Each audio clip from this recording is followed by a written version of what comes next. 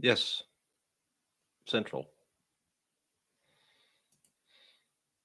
Good morning, all you beautiful people, and welcome to a day of Verdict Watch. And I think I'm going to make a poll already because how long will we have to Verdict Watch today?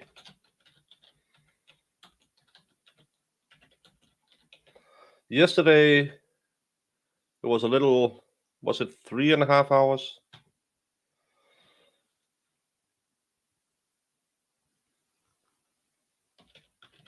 I think it was less than 2, 2 to 4,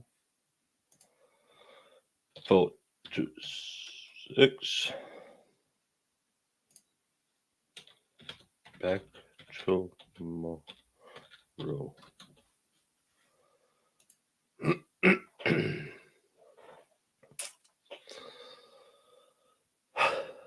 Ambrosia over on Rumble. Hello. And Jen Pookie. Brandon. Yes. Casey. Good morning. Wonder what dumb justification did you to justify the guilty? Well, they're gonna use the one is here, one isn't here justification, and come on, let's second degree. Come on, that's okay. Hey Ariel, Betsy Fedorowski. Jamie will be joining us after a telephone call. Jill Max Martinez, Tian Wood, and Panella. Is that the official Bakers coming to Dollywood music? It's been that same music for 2 months. Thanks for watching my channel. Oh, that's because you don't get up that early normally. Hey Bearbird, good morning. Buenos dias. Soy la Carissa. And Cowpoke. Hospice Jess. Oh, I can see the looks can kill argument gaining traction. Yeah, but again, then the taunting can provoke should also be a possibility. I think lesser included is always a bad thing, but the justification, I'm not sure. Well, no, because most of them are elderly. Hey, Colleen. Jill Max Martinez said justifiable homicide. So that's self-defense. Marissa, good morning. Sebastian Müller, guten Morgen. Yeah, that's the thing I think a lot of people do in homicide cases, especially if but in this case those teens are they are annoying I can't use the T word about them, but I could think if you're sitting, hey Shizzy Wisnut and all of his viewers, welcome. I think if you are, as Brandon said, on the looks can kill team, wouldn't a lot of people say he was provoked by those stupid taunting and they were back watching only the first 2/3 of the video, and today they are asked to see I believe it's the run-up video they wanted to see again today. So that's the second time they're going to watch that video.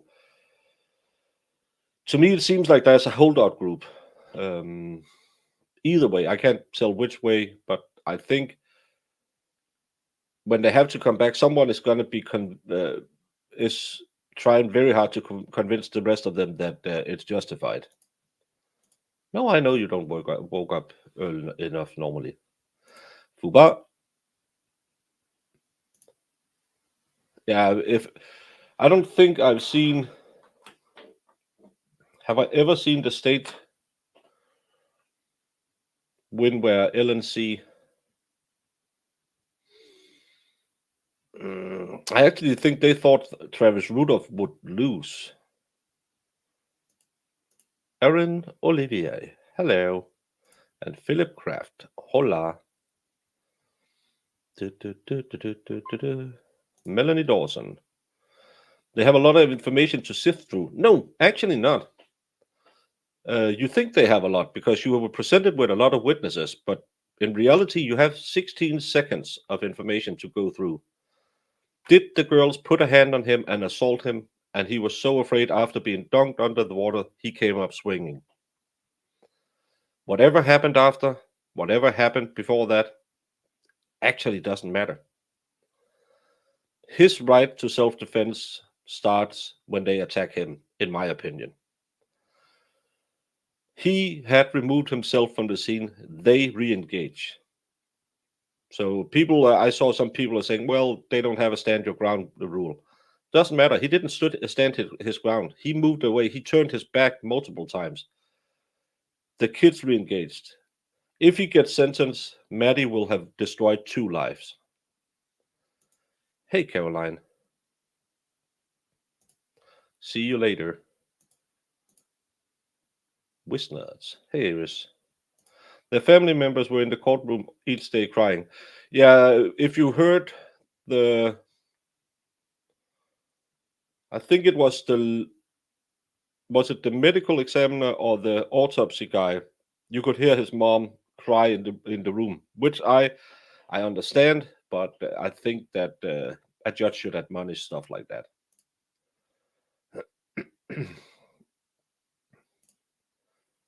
No, when I see it, I would say 60-40 is saying he's innocent. Welcome, Raiders. It weirded me out that Mr. Cockfield turned the camera back on himself selfie style after the injuries occurred. Yeah, when he started screaming like a little girl, that weirded me out too.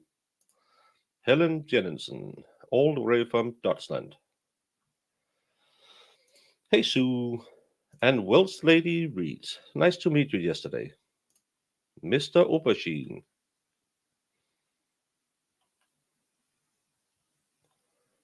Hey, Stacy. Good morning, genitals. You thought Rudolph would lose his self-defense case was way more weak than this one, but Florida. Yeah, and it's a crapshoot with a jury. You never know, because you can't read a jury. You can hope, you can sit there and say, well, I'll try to get an older jury who will feel like they have been intimidated with this group running up of them, but you can also get a bunch of grandmas who sees their grandson in Isaac.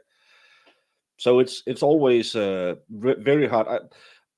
I say this all the time. All these people, I can tell you by the makeup of the jury, they know how they're going to convict. It's BS, because you can't do that. Because just look at the political election. Everyone knows, well, any 20-year-old will vote this. No, they don't. Any 40-year-old vote this. No. There's so many different things in your life that will change the way you vote. And it's the same in a jury. You can have been you could be working with someone who got marked by a group of kids, and you have all the markings of a pro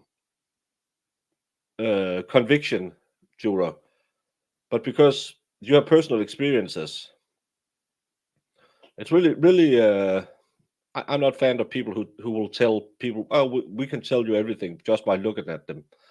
You don't have a baseline. You don't know these people. You would need body language is a real thing. You can learn to interpret body language. That's what poker players do.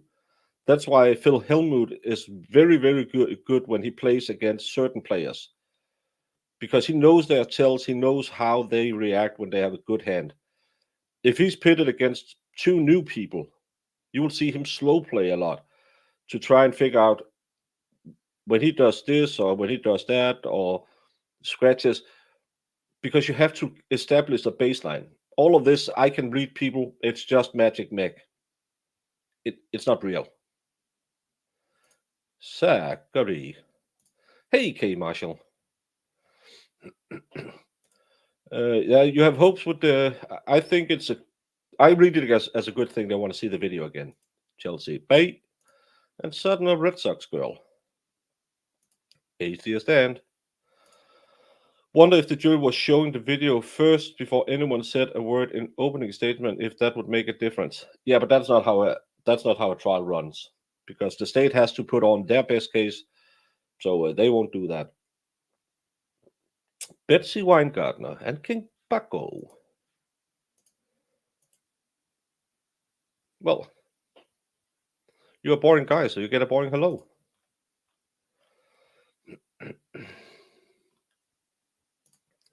Someone needs to shut her up, maybe with a aubergine. Lefty is right above you. Do you think the part of the video they want to see means anything? Yes. As I understood it, it's the 9-second video. I think they are. I think the discussion right now is: did he provoke it or did they provoke it? I think that's where the discussion are right now. And as long as they're still discussing that, I think that's a pro for him, because that means people haven't made up their mind yet. If they had made up their mind, they would. I don't think they would go back and watch the video. I think they would be more interested in trying to land a which level they will convict him. Take you out. We are back on the record in state of Wisconsin versus Nikolai Mew. The attorneys are both sides of the attorneys are present. Mr. Mew is present. 12 jurors are present. When we left off yesterday, we were told that the jury wanted to view a portion of the Juwan Cockfield video again. Mr. Anderson, do you have it queued up? Yes. All right. And Mr. Trofasi, you or Mr. Nelson, you all consulted about the right spot to start from? We did, Judge. Perfect. Let's get up the monitor and then you can hit play. So it's a day that ends in a Y. Monitor's working for everyone? Yeah. Okay. Please begin. Oh, sorry. You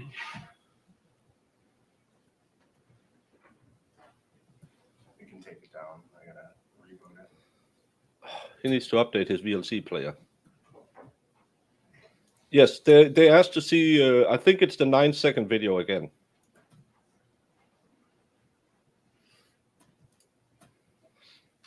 No, the judge brought them in yesterday too, and someone asked why is the lawyers there, so shouldn't they be able to watch it in peace?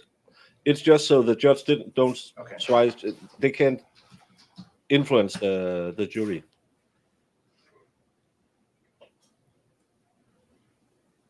Please stop. We don't have audio. It's the Madison video.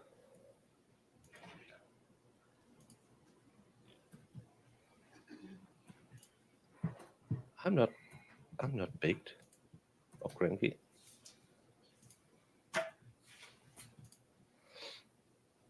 Yeah, normally they get a computer with all the evidence on it. So it looks like he wants to. They want to see the part where Madison is pointing downriver. Who is that? For the culture. Who is that? Who the hell is this? Go. It doesn't matter. He was running. He said he was looking for little girls. He said he was looking Now for he's little pulling his purse again, girls. Yeah. and now she starts yanking his arm. I even have that part on camera. Did I? Some young ass kid. What the hell is this guy's problem, bro? We trying to have And fun. he's standing still, He's sleeping gonna at claim this you. group. He's gonna claim you. We don't want this motherfucker. He's standing alone. They are starting to surround him. He don't ever. Oh God! Oh God! He don't. Oh And God! now she gets back in his face, pulls out the knife. They're telling him to go. And they keep going.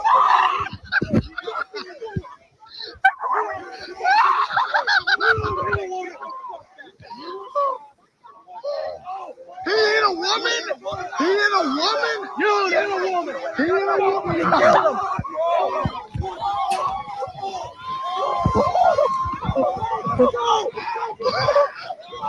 all the reports was 9-second video. The run up.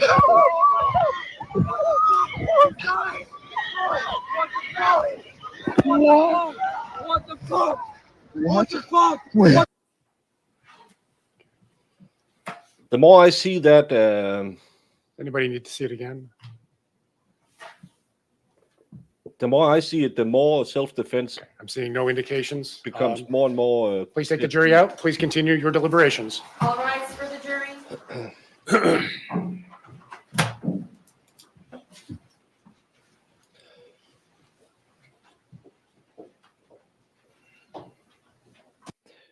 Yeah, because what I see in this video, and this is just my interpretation.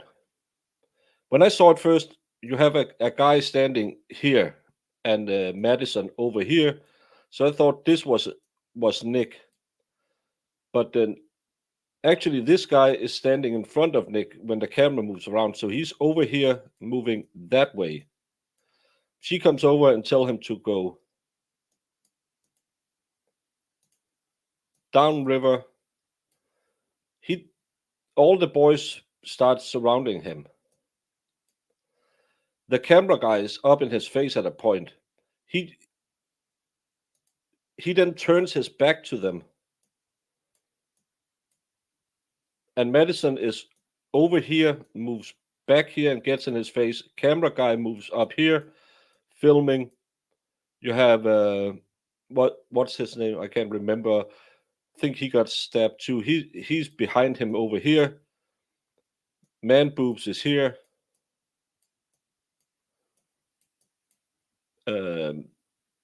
Isaac here.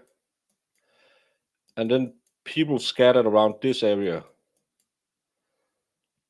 And yeah, he could have run this way, but all of these people are encroaching on him.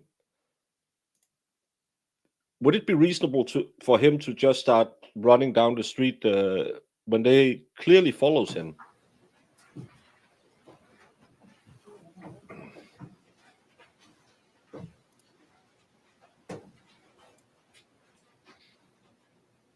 Please be seated.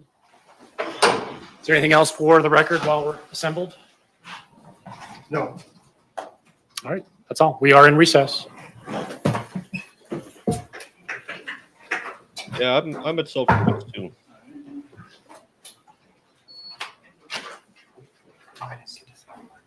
And good morning again from our Fox 9 streaming center. You are watching our live gavel to gavel coverage of the Apple River stabbing trial from Hudson, Wisconsin. So I actually think that was, to me, it's good that they want to see that part, because the more I see it, the more clear the self-defense become. He never goes after anyone. The only one you can say that might not be fully provoked is the guy he stabbed twice, but he has his shoulder on his hand on his shoulder. Well, thank you. They are very childlike. I still think Queen of the River isn't the right name for her. River Karen is will be her name in my book. Yes, that's my thought too. That there's holdouts who said no, he's clearly guilty, and the not guilty jurors are saying, but you can clearly see, could it be the other way around? And they say, no, we yeah, but you can see it's him who initiates, but you can't see that in the video. I will be taking over for the New England Patriots next year. I will be running River Karen Blue 57 a lot.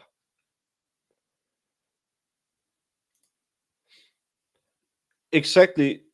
If they are just, and I bet you they have the slides back there. And if they have the slides and not the video, you see a totally different incident. Remember all of those slides they showed with the hand? He's just touching him here when he... No, because that's a fluid motion. Hey, Julie. To me as well. Oh, to people who were talking about the jury makeup, the 90-year-old is still in the room. It's a male juror and a male juror. That's probably not good. One in his 40s, one in his 60s. That's alternate. yesterday. But two 20-year-old, one 30-year-old, two 40-year-olds, three 50-year-olds, no one in their 60s, three 70-year-olds, and one 90-year-olds. These alternates still remain on standby. So that's the makeup.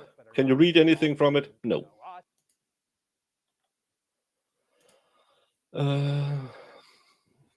Yeah. No.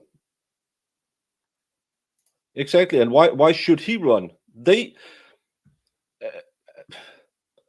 They're all saying, well, he should just move away. And that's the part I wanted the defense to make more clear. You have incident 1. That's the cell phone video, the 9 seconds. Then you have incident 2.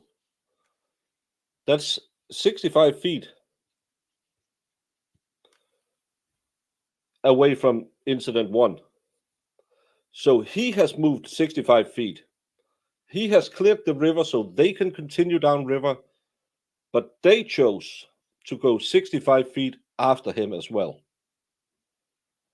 To me, that he had, if they don't have a stand your ground, he did remove himself. River Karen came in from this side. He was standing in the river alone. She moves up on him and starts yelling. So if anyone is saying out there he could just have walked away, he did. They pursued him. Maybe the defense could have been more clear on that on closing. I don't know. I as always, I like a good demonstrative.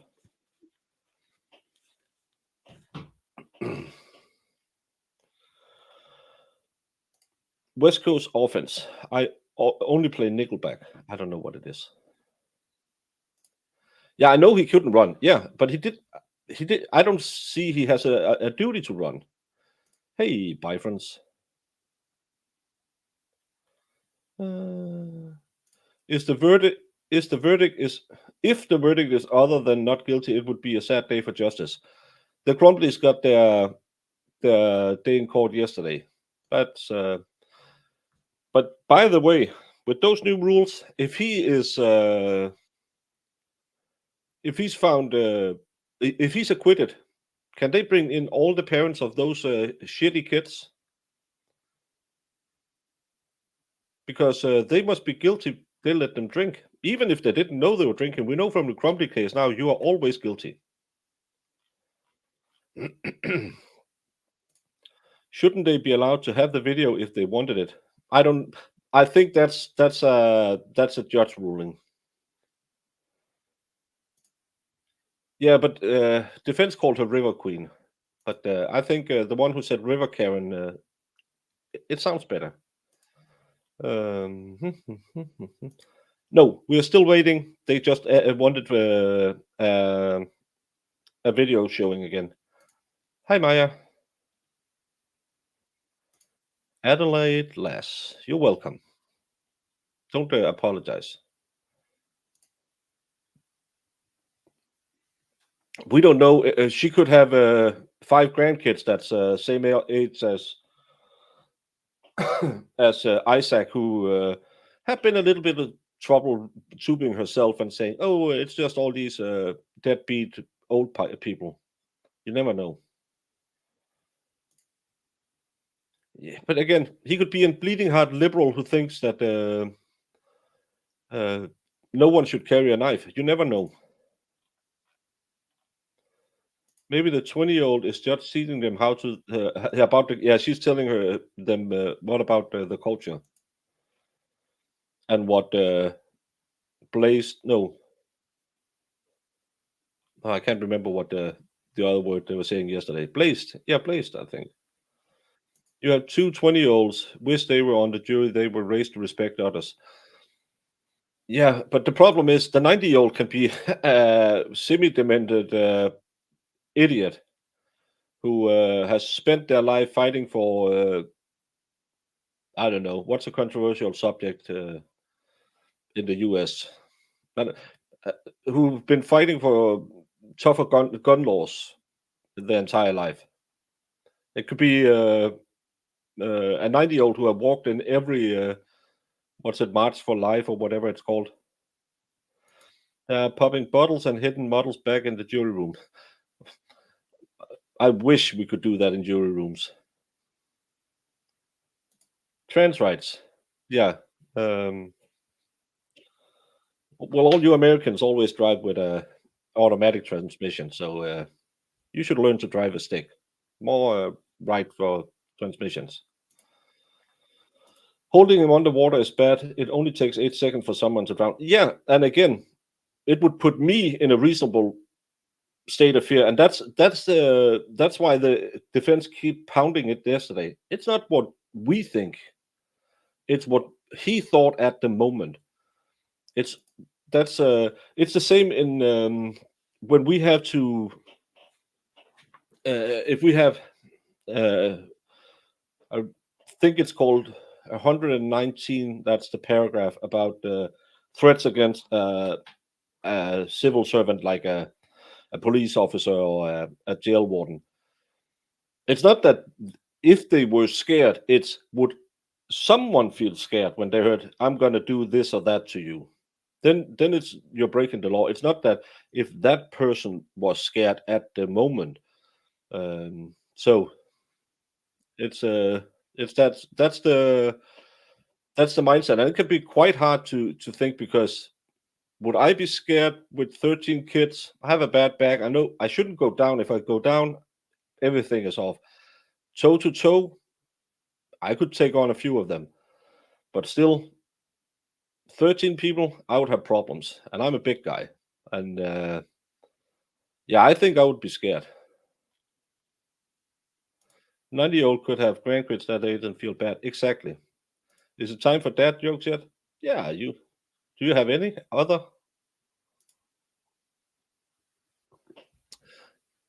Exactly. And her friend, who looked like she's hit the meth quite hard since then, does look much better. You only drive shift. Good for you. Yeah, and he could have had a massive heart attack. Been watching this case all morning. This guy's clearly nuts, putting himself in the situation to be provoked. By being on a river, he put himself in a situation to be provoked.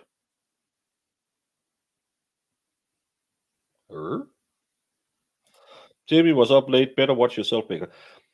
It doesn't matter. She can have 10 hours of sleep. The first thing she does is, you should see the private chat. Sometimes I'm crying on the inside. So does Lefty. Lefty is fond of a stick.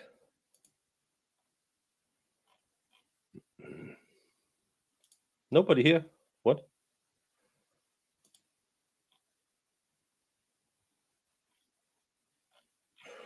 So if it was a woman that hit the River Queen, would it have been different?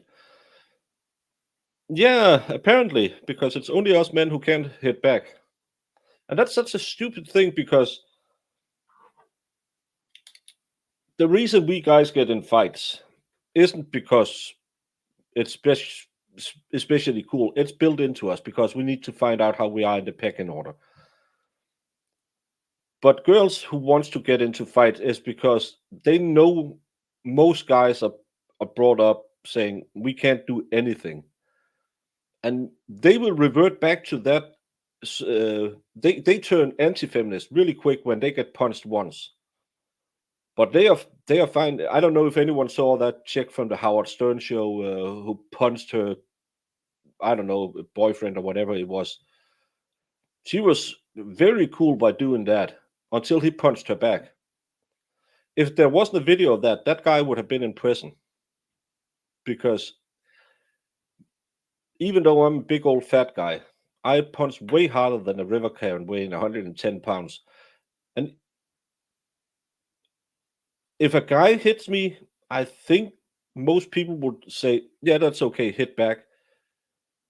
But if a chick starts pounding on me, should I just take it?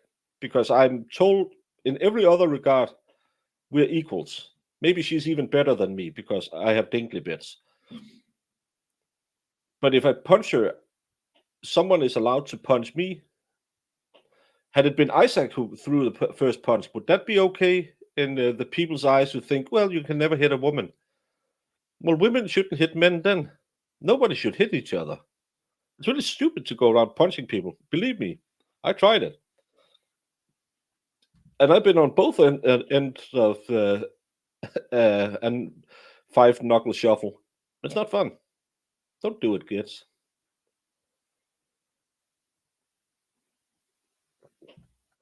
Boom.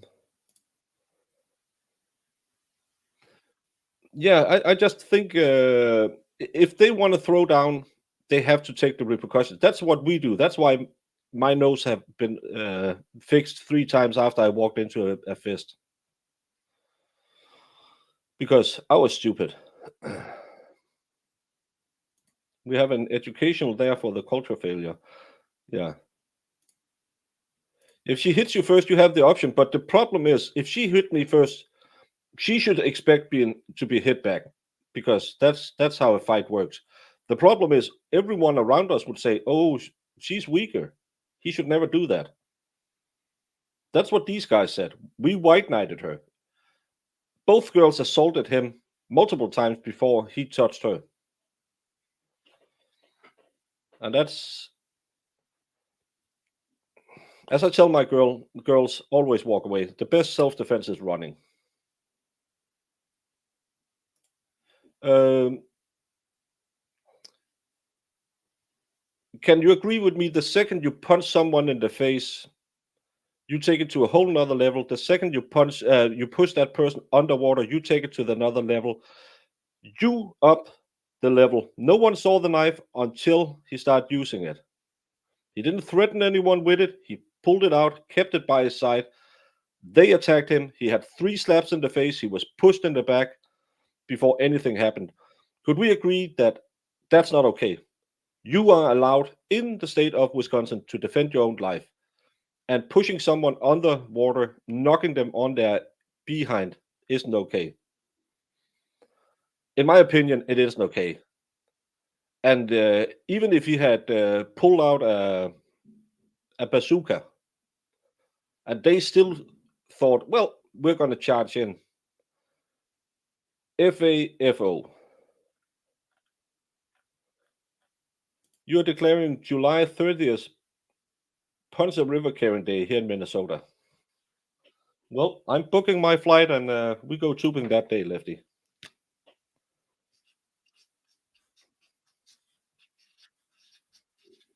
That could be the Midwest meetup. Tubing and Ponce River Karens.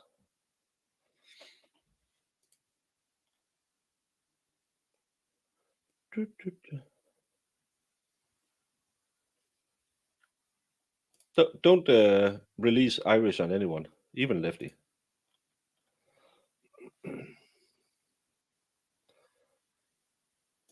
Even if you're good at bouncer takedown moves, if you're going to use them in the river, you're taking a chance of drowning people. We just had a case here in Denmark. A guy who wanted to help a bouncer dragged a guy outside who had made trouble. That guy swung at him. He swung back. The guy fell and broke his neck. That's all it takes. One wrong punch, one wrong fall. Why shouldn't you be able to defend yourself against that? But some people will always think, well, he could just have punched him back. Have you ever been in a fight against more than one person? Most fights in reality is not, I'm going to Bruce Lee the F out of you. No, most fights are, I'm going to try to grab you and get some punches in, maybe get you in a chokehold so I can calm you down. If you have 13 people around you and you go down, especially today, I would be frightened that someone would football kick my head harder than Morten Andersen, the greatest kicker in the NFL ever could. But that's just me. I'm not fond of being kicked in the head. I've seen people being stunned in the head when they go down and there's more people around and they just bull rush them. There's nothing worse than seeing multiple people fight one guy. It always goes absolutely wrong.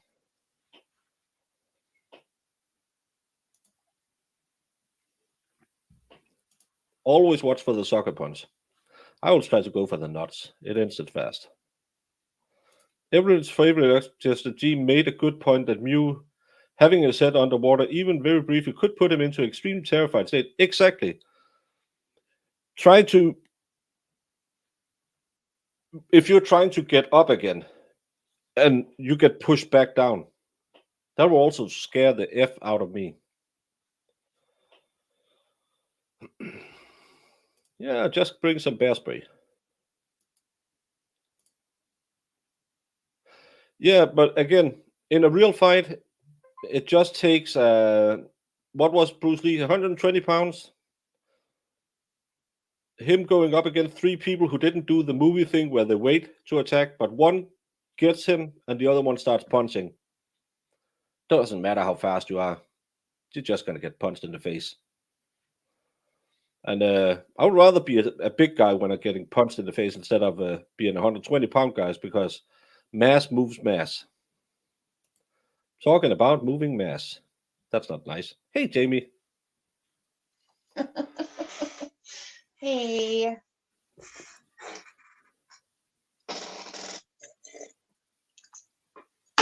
How's it going? Yes.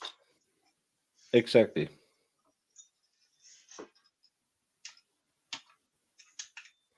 Jamie, now you're here. Do you remember we covered that Wisconsin case? Which one? You know which case I'm talking about. Just say yes. Yes. We never saw her sentencing. Oh, that one. But Do you want to watch the sentencing while we're waiting for a verdict in this case? Yeah, because she's only Looney Tune. Apparently, she's a bit of an idiot. But let's end the poll and see what people are thinking today for wait time. 34% thinks it's between 2 and 4 hours. 29% 4 to 6. 26% thinks back tomorrow, and 9% thinks less than 2 hours. I was hoping for 2 hours. No, not Edgecombe's. The Jesse Kutsevsky. The eye drop lady. Jamie and I followed the first week, and then we got bored because. And then we went on to see the Lorianne Phillips case. That was a great case. That was. So I thought we consider, just so we don't sit and do nothing. It was the long video, the attack video. They wanted to see it from the beginning till the last sabulating. Yes, if they can't convince the guilty people to not guilty, lesser included will drag it a bit. But I'm just hoping we're not going for another 38 hours.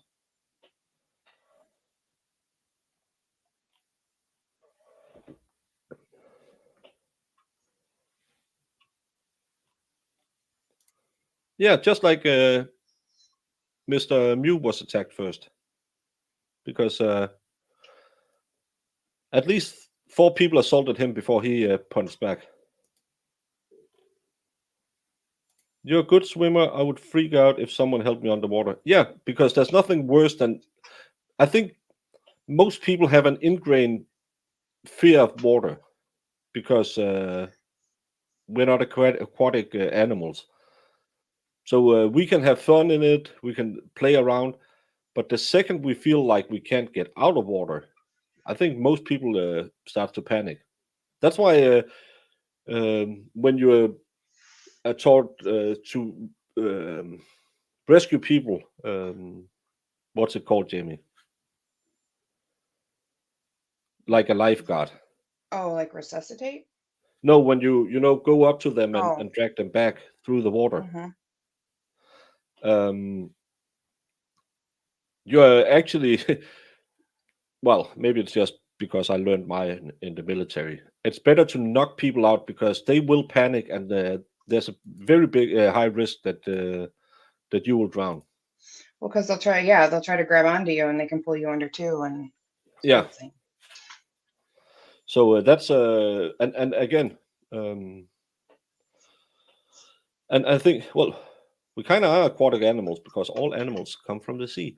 But yeah, you frolic like a sea otter. I'm more like a sea elephant. Lays on the beach and yells at people. Oh my God.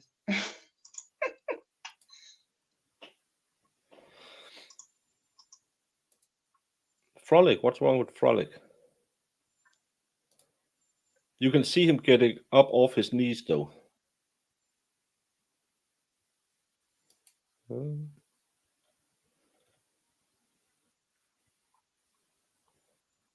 I don't, yeah, like having my face covered up is just like, it makes you panic. So I mean, I've never been in a situation where I've thought I was going to drown, but I could imagine it's scary. That's a long sentence. It took all day, and when Jesse's mom spoke, it was disgusting. Jesse speak for about 2 hours. This is I think it's a shortened version, because it's an hour and 18 minutes. Yeah, I kind of look. Manatees are cool animals. We have them in the zoo. I always love. We have a underwater thing where you can watch them. They're cool animals. They eat lettuce. I don't eat lettuce. Yeah, have to take 2 seconds to make eye contact so you know they're with you. Exactly. And a swift hello to the cheek can help a lot.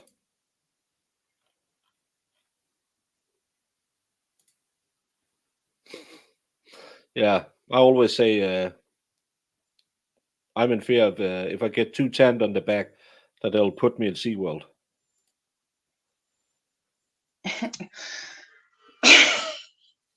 Yeah, I like drinking fresh water too. You are so stupid. Stop it.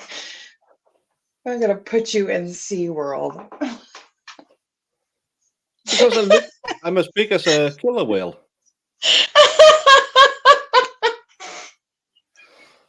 No, we stayed out on a school somewhere and drank beer, so I didn't see much. I played in a lot of schools up there. It was a music trip.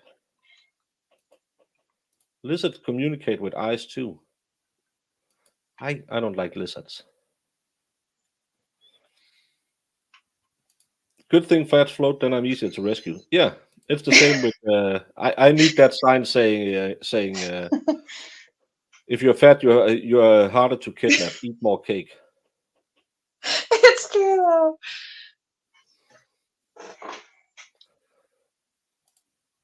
Hey, yep, this one. But you're also gentle as a killer whale. Yeah, I like to chew in the propellers of ships. Well, I did a river troll drawing the other day.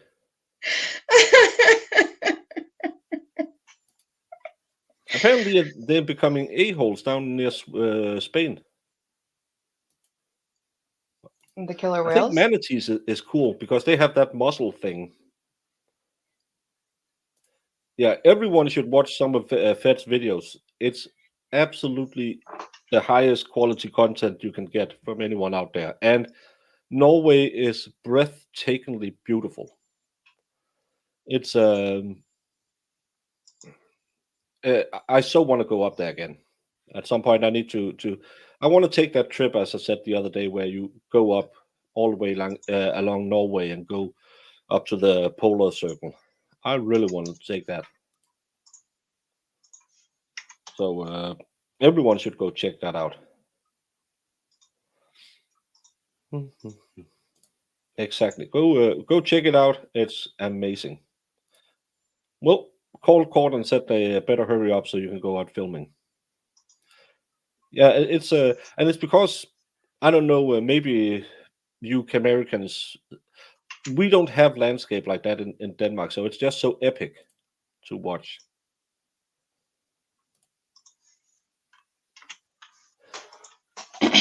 Yeah, river call could be cool, but just don't have 17-year-olds with you.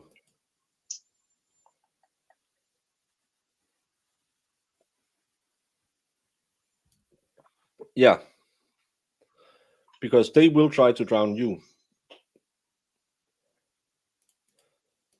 I've never been at Kattegat Center. I've been in what's a Big Blue or what they call it over in Copenhagen. That was a little bit boring. Yes, I could. That was a bad movie. What? Orca. Swam with dolphins and took horses in the ocean in Dominican Republic. I would like to. We had a small dolphin living in our harbor for roughly a year. It shouldn't be here. We don't have dolphins here, but it stayed here for a year or 2 years. So yeah, killer whales can be vicious. Yeah, I don't believe that story that they never killed a human. Whale sharks. I remember I went to where's the Kontiki exhibit? That's in Oslo, right? Fed. They have a stuffed killer whale shark. They have the old float Kontiki. Tim, you know about Kontiki and all about their travels. No. It was a Norwegian guy. They're kind of weird people. And he had a theory that the islands in, I think the islands in Micronesia was, haven't read up on this. Where I think he believed that they had sailed out from South America, so he wanted to prove that by building a raft, he could sail to, I think, Micronesia or Hawaii or somewhere, to prove that that's to a higher dale. Yeah, but he had a theory, and he sailed on that raft, and they have the original raft standing in a museum in Oslo. Well, they did it when I was a kid. And underneath it, you have a lot of the animals that they could see in the Pacific Ocean. One of them is a whale shark. And I remember coming down and going in there, and you just see that big whale shark. That was something for, I was like 8 years old or something like that. I love aquariums. I've only been to like one in my whole life. I'm so jealous. I've only been to one too, because I've been. We have a big one in over near Copenhagen. That's not. Sometimes they're a little bit overrated. But we had in our local zoo, where I normally, when the kids were small and I drove them home on the Sundays, we normally stopped at the zoo and spent some hours in there. They have a big penguinarium, maybe. I don't know if you call them that, but where they have a big cooler where the penguins live in. I love watching them jumping in water and swimming. They're funny ones. And penguins. I like the polar bears too. They're so funny. Yeah, I loved when we went in the zoo in Copenhagen and they had just been fed. There was a lot of moms who didn't believe that polar bears ate what they ate. Yep. So yeah, there were a lot of screams from kids. My kids thought it was cool. Oh, humpbacks. Went to the Dallas Aquarium a few weeks ago. They oversold tickets. It was so packed. People were shoulder to shoulder. That's the worst thing. Polar bears are the only bear type that actively hunt human beings. So when Al Gore said, "Oh, whoa, the polar bears," I think the Eskimos were clapping and saying, "Yep, get them MFers out of here." Oh yeah, they're very vicious. But they're cute when they're at the zoo. John Gary, that's the one we're gonna watch today. She always rambled. I thought it was because of Brooks we started watching this, because in Savici's case, she is a rambler. She is the worst. Yeah. Amazing how every city has an aquarium these days. They even have one in Oklahoma. We don't have that many in what do you say, Vinosol? We have like 2 in Denmark. The one in Copenhagen and then Kattegat Center. Other than that, we have north of where I'm living, we have like a small outdoor thing in a harbor where they have some trained, not dolphins, but what do you call them? Porpoise? Well, smaller whales. Drop bears are cute and have chlamydia.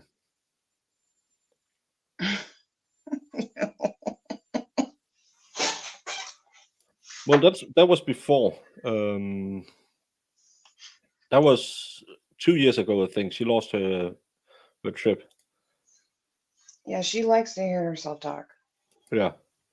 I like the zoo in Copenhagen. It's good, and it's so easily to access. Just drive to Valby Station and walk up there. Back in the 90s, early 2000, aquariums became a popular government scheme to supposedly stimulate the local economy. Okay. 2 big ones, the Blå Panel, yeah, that's the name. I've never been to Randers Regnskov. We have a place right across the street from the Danish version of Graceland, where it's called Randers Rainforest. So they have a big rainforest type thing built with a lot of animals in it. But never been there. They have snakes. I don't want to go in there.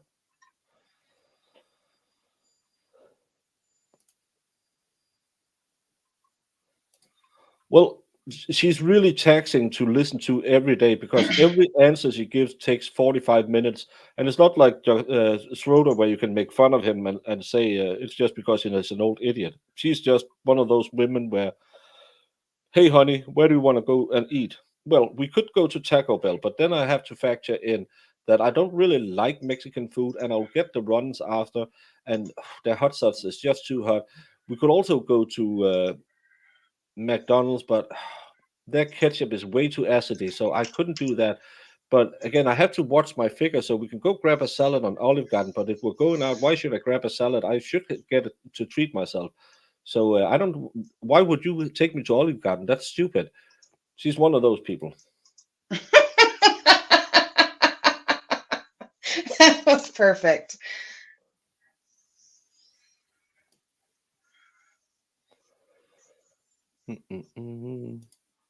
If you all would ever stop babbling, maybe I can get some work done. Well, Zach, maybe you should stop working and start babbling. No panic pee on my land. Well, I'll do it on Valhalla.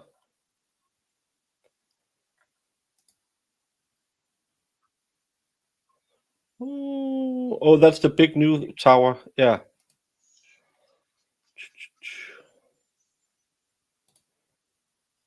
You're against aquariums. I think the animals are not treated well, same as zoo. Could have a point in that. Oh, you've been married to one of those. Circuses are worse, by the way. Circuses. Yeah, circuses is the worst. If you show me the snake, I will dominant pee on you.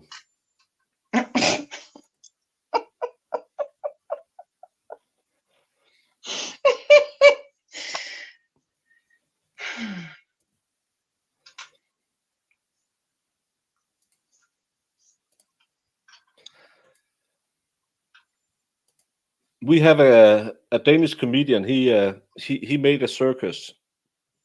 That's just, it's kind of like a stand-up old school what's it called, variety show.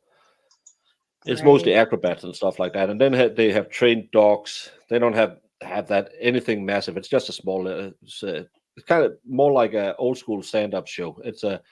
He's hilarious. And then he had, I can't remember, one year he had invisible somethings. So he takes the pee out of all those people who think that you should have animals. I think he had an invisible lion or something.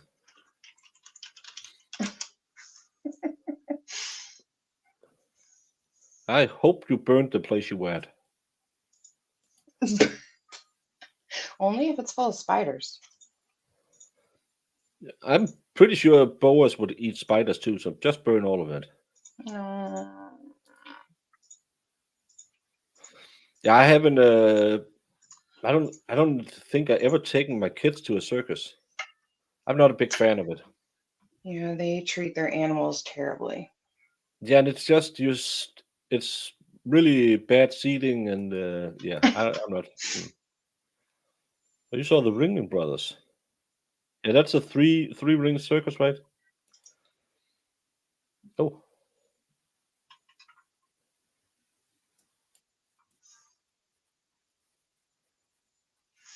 Oh, nothing happened. How do you feel about Indiana Jones and the Temple of Doom where they're eating snake babies? Is Ew. it eels they are eating? I think it's eels. Eels? Like eel babies? Ugh. International Snipper competition final score come out today. Your son-in-law is on MCOE team 16. Denmark is team 35. We actually have some good shooters, but that's skeet shooting at the Olympics. Have you seen that?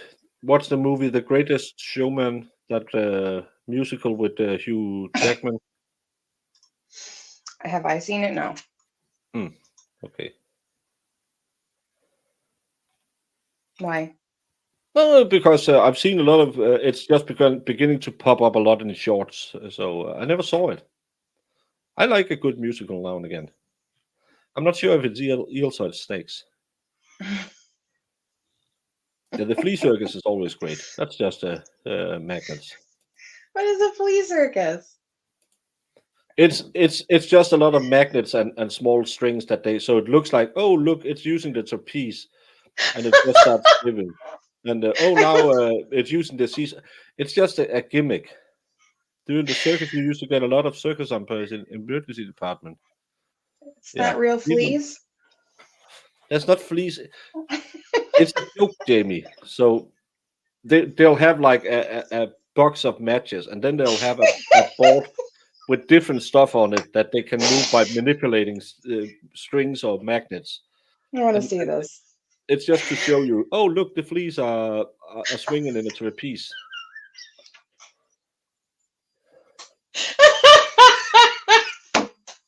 I would love that. Oh man. Learn something new every day. Have you never ever been outside your house or seen anything?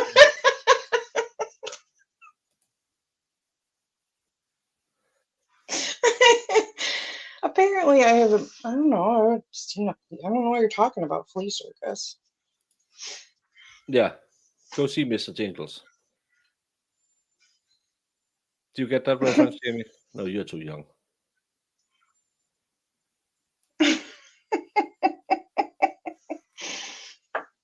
Do you know where Mouseville is from? Mouseville? Yeah, where you can go see Mr. Jingles. No.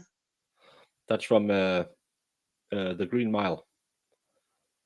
He I've teaches never seen Mr. Jingles trick. He can go and fetch a little one, from twine.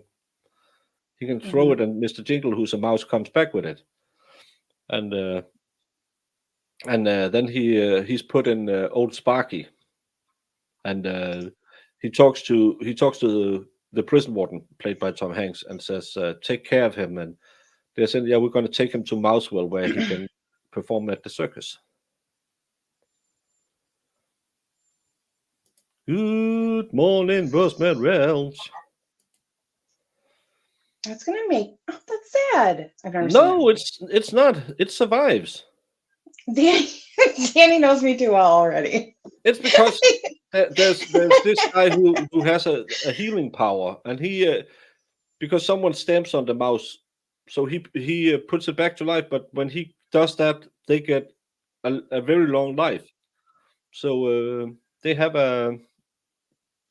In the end, there's only two guys left from back in the Green Mile, and that's Mr. Jingles and the prison warden, not warden, prison officer. I don't know. The book is very good. Never read the book. I stopped reading. I tried to read the Black Tower, whatever that story.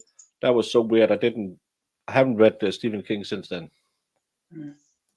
Well, if it's super sad, like, I'm never in the mood to cry. So I'd have to be in the mood to cry if I want to watch a movie like that. If you watch that, the ending will make you cry, I think. Yeah, and I don't feel like crying ever, so I'll probably never watch it.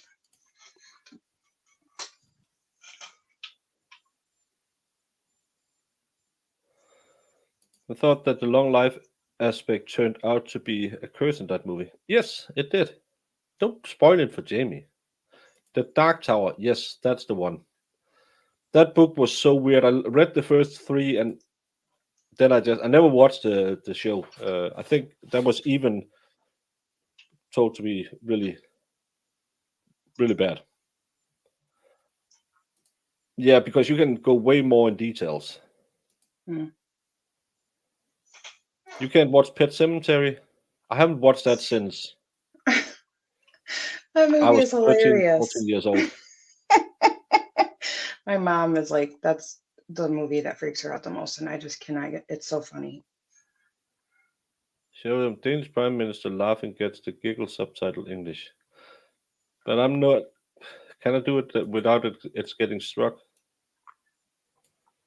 That's always the problem by showing something. Mm.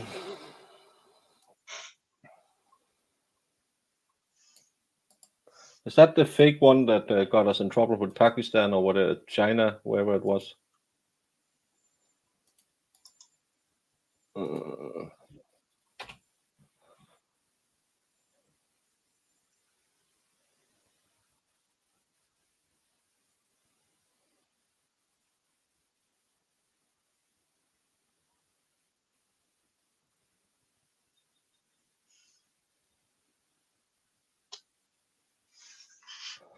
That's the fake one that got us in trouble with India or something.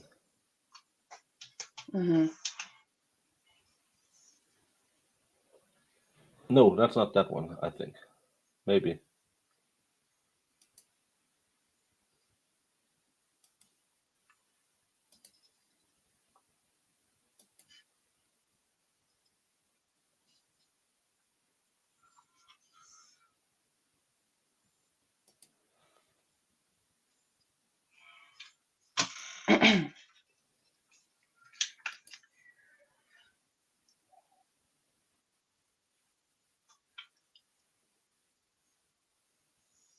What are you looking for?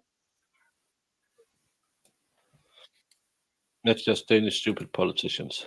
Oh. I think.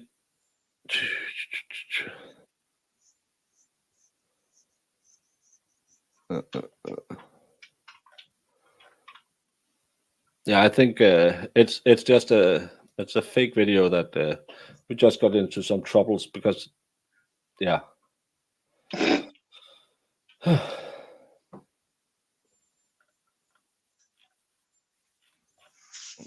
But let's watch this. Well, give people a rundown of what the case was. Oh yes, hide this one.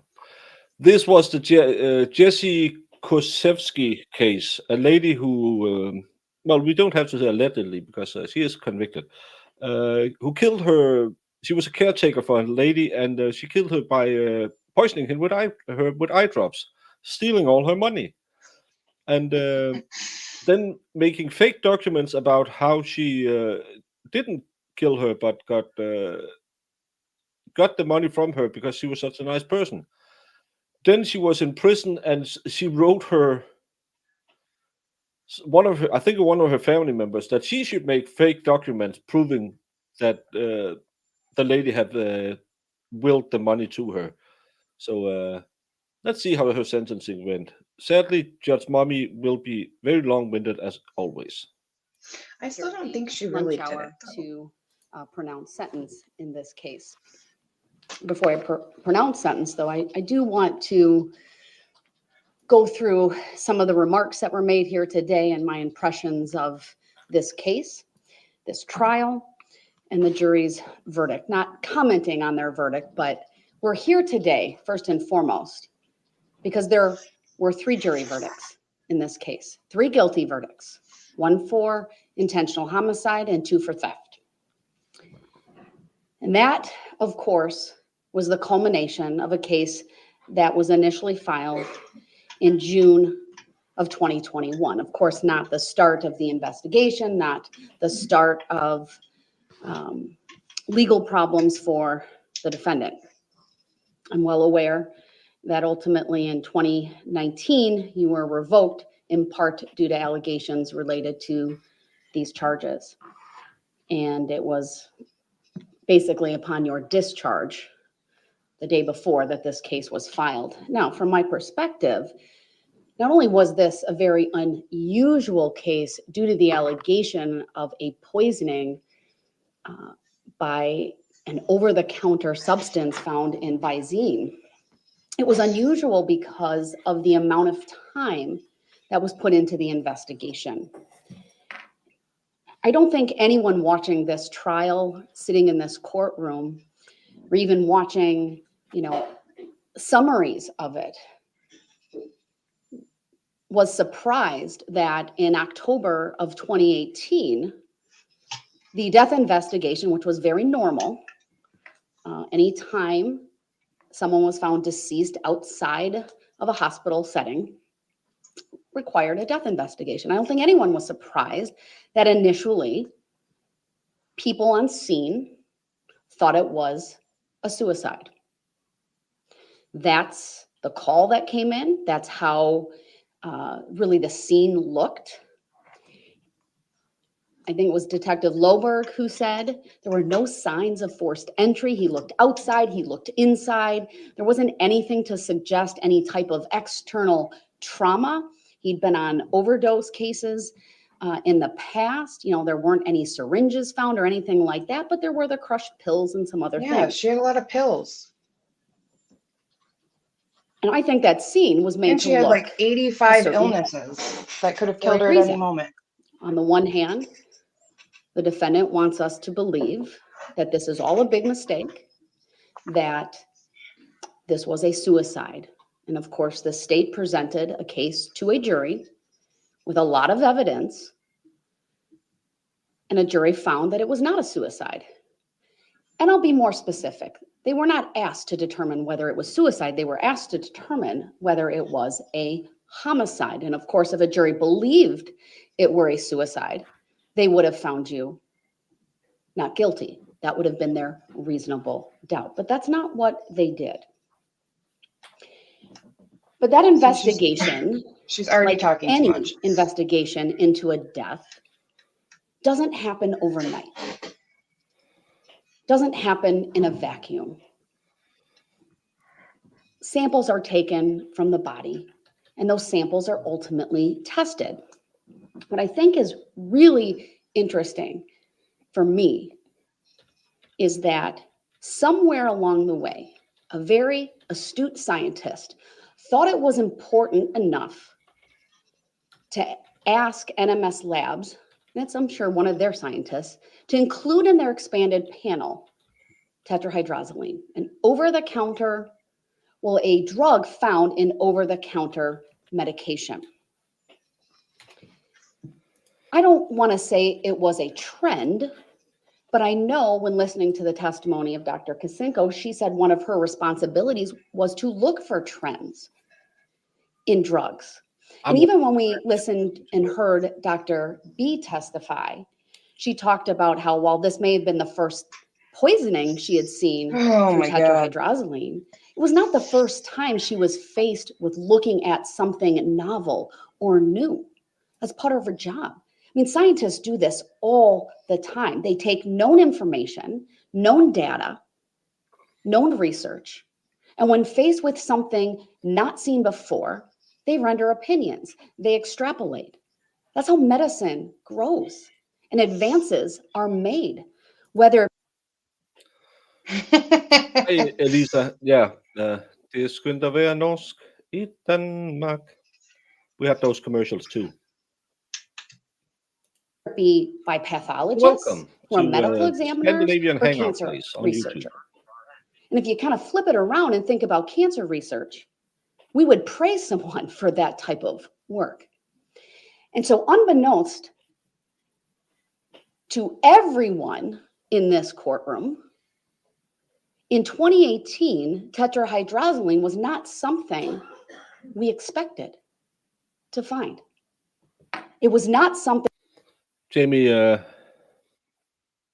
makeup thing I have to ask you. What?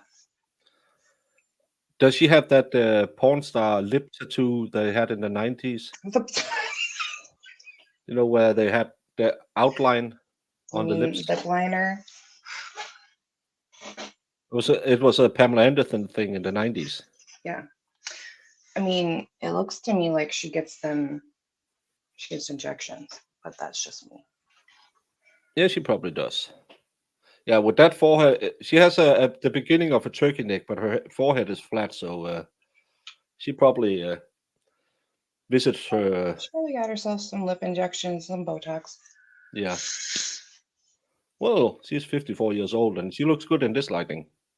That's probably why she on has this camera. big I would, overhead light. probably would too. Well, not lip. I don't like the lip injection stuff, but Botox. Thing any of these detectives knew was even going to be screened for. It was not something the medical examiner knew. She's the judge from Brooks, from the Brooks trial. She tried to run for Wisconsin Supreme Court, but wasn't elected. This isn't, well, if you watch this isn't the trial we're watching today. This is just a rewatch of the Jesse Kuszewski trial. That trial started out real good the first week and a half, and then they started going into something so extremely boring. And this judge kept interrupting and putting things on the record that took 2 hours. So Jamie and I, we went to that wasn't Wisconsin. That was it Illinois, or where did Gloria and Phillips live? Oh, I believe that was a Wisconsin one.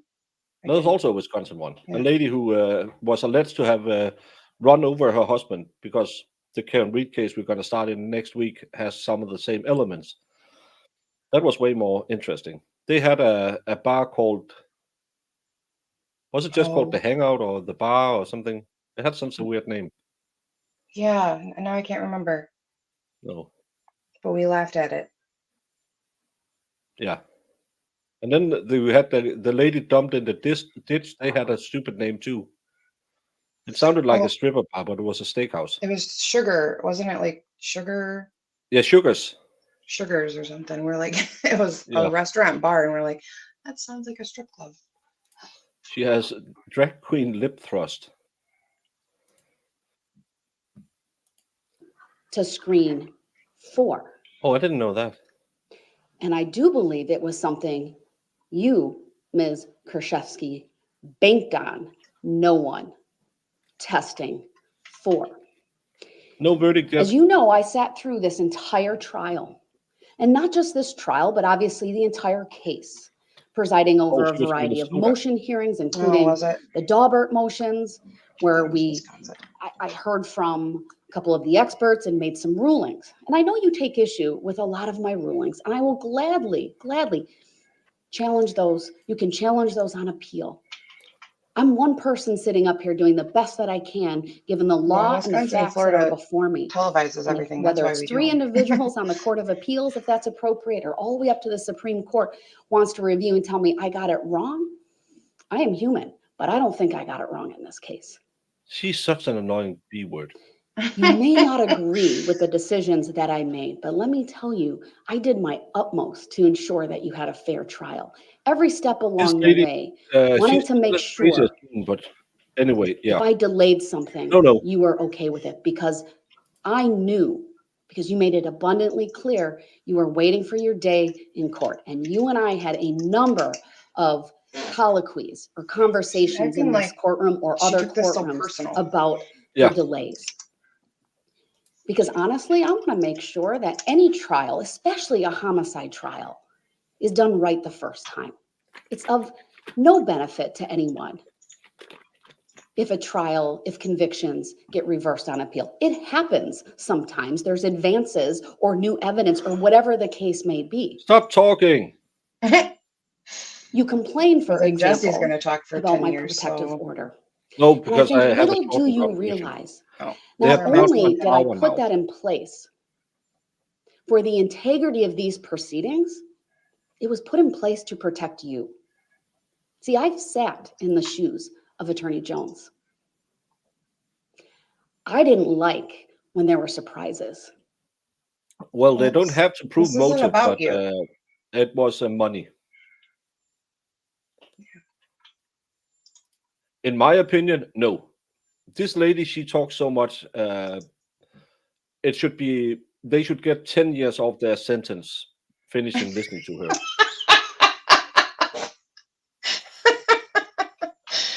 Oh.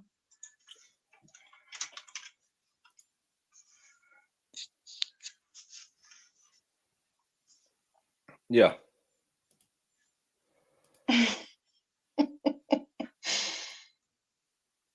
I She brought, mean, what, how, $243,000 or something but from we her. don't know what we did watch. I know Baker gave up on it and we watched it in Discord, but there was a lot of the stuff with the money that we don't really know because I forgot her name already, gave her access to like everything. Yeah, but we still don't know if she did that or if she falsified the papers. Well, yeah, but you know, she was buying her stuff, she was getting her things, and I'm sure she asked her for money and she'd give her money. Like, and then all of her illnesses, like, she was the sickest woman I've ever heard of in my life. At any moment, she could have passed away. So I don't really believe that she was technically poisoned. That's just me. Well, you're such a nice person. Who? You. Me? Yeah, you No. believe everything is. No, there It's on just the up wasn't and a up. lot of really great, like for me personally, there wasn't really a lot of hard evidence. Because I mean, you were sitting there, they were reading off all of her sicknesses, and I was like, how is she living still? To be honest with Yeah, you. well, she had a little boo boo or two. Oh yeah, or two. I didn't know how she was still surviving. No, but still, yeah. What parts of it we saw, I thought Yeah. assisted on a living. But well, yeah, I mean, to that point, I just don't think it was like what they made it out to be. Like it was, she would just have plotted to. But you know what I'm saying. Yeah. But ultimately, she talked too much. She could have gotten herself in a lot less trouble because this is an example of somebody who talked way too much. She went and saw those cops like 6 or 8 different times and just talking herself in circles. Yeah, she seemed like an idiot, to be honest.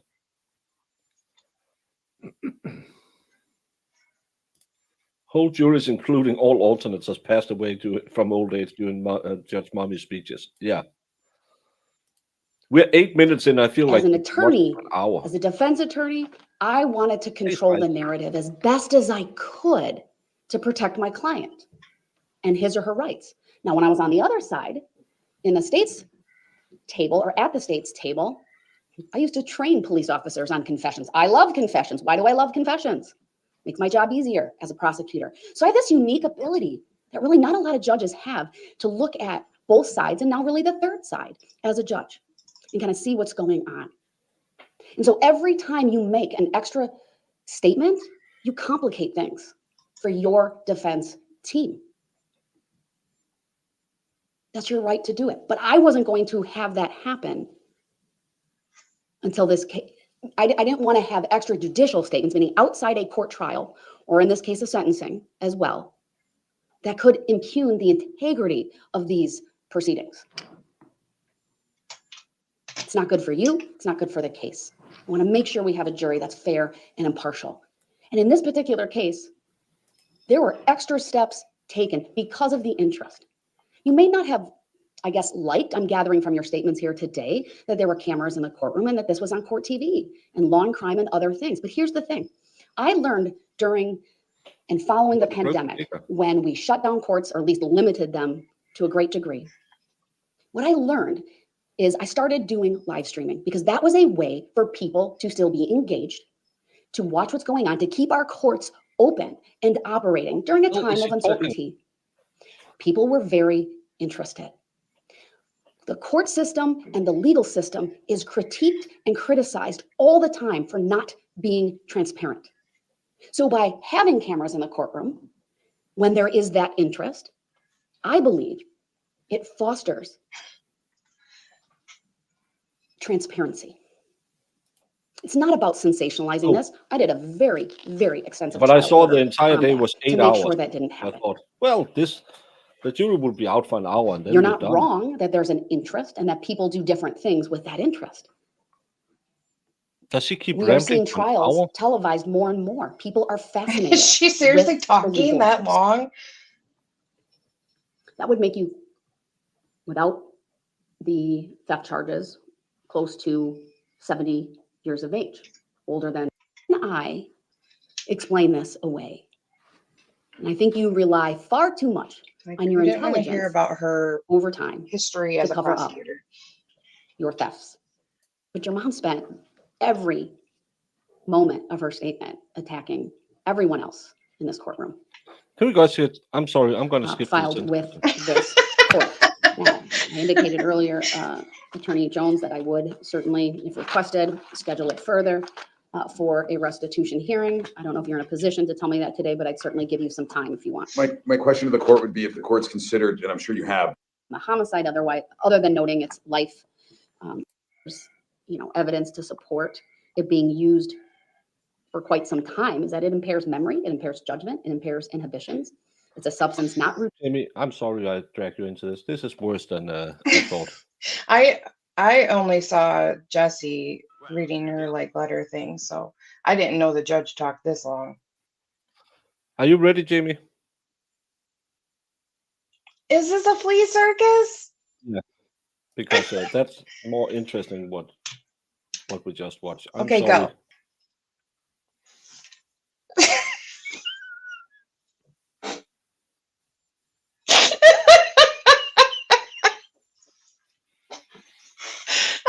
Is it a real thing? No, normally they don't use live fleas. Oh my god. It was That just is made funny. up for TV, and the way they got things to stick on them was they glued stuff to them.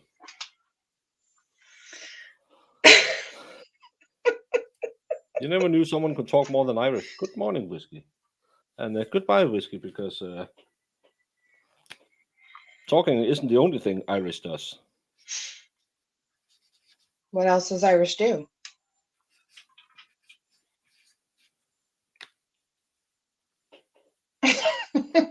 You're gonna do that.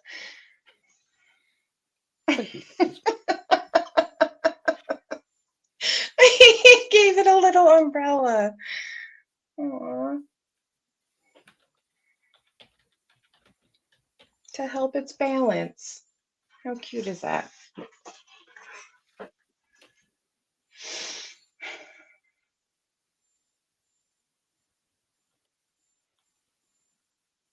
Did you give up on the sentencing video now? Yeah, because I got angry. You know me. I don't stand for people talking. I hate when people talk. She talks way too much. My years as a prosecutor, I sat at that bench. I could have done it wrong. I don't believe I did it wrong, but I could have. So that's for the for an appeals court. Yeah, I shut up.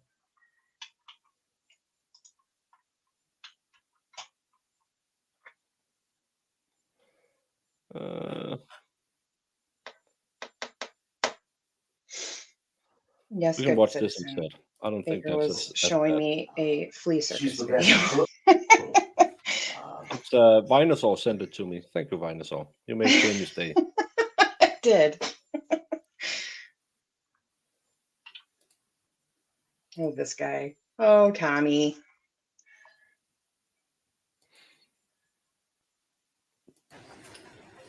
Better people an update of what he did too. Oh. This is Thomas Randolph. The most famous case I ever had because it gave me this. I have so much I need to take away some of it. while I'm waiting for this, did you, whether it's true or not, believe that Mr. Randolph had slept with your wife? I wouldn't care. You wouldn't have cared? No, Did you believe he had slept with your wife? no, Did you believe he slept with your mother-in-law? probably did. Everybody has. So there- Everybody has. The judge is like, the hell did you just? Oh, Glenn.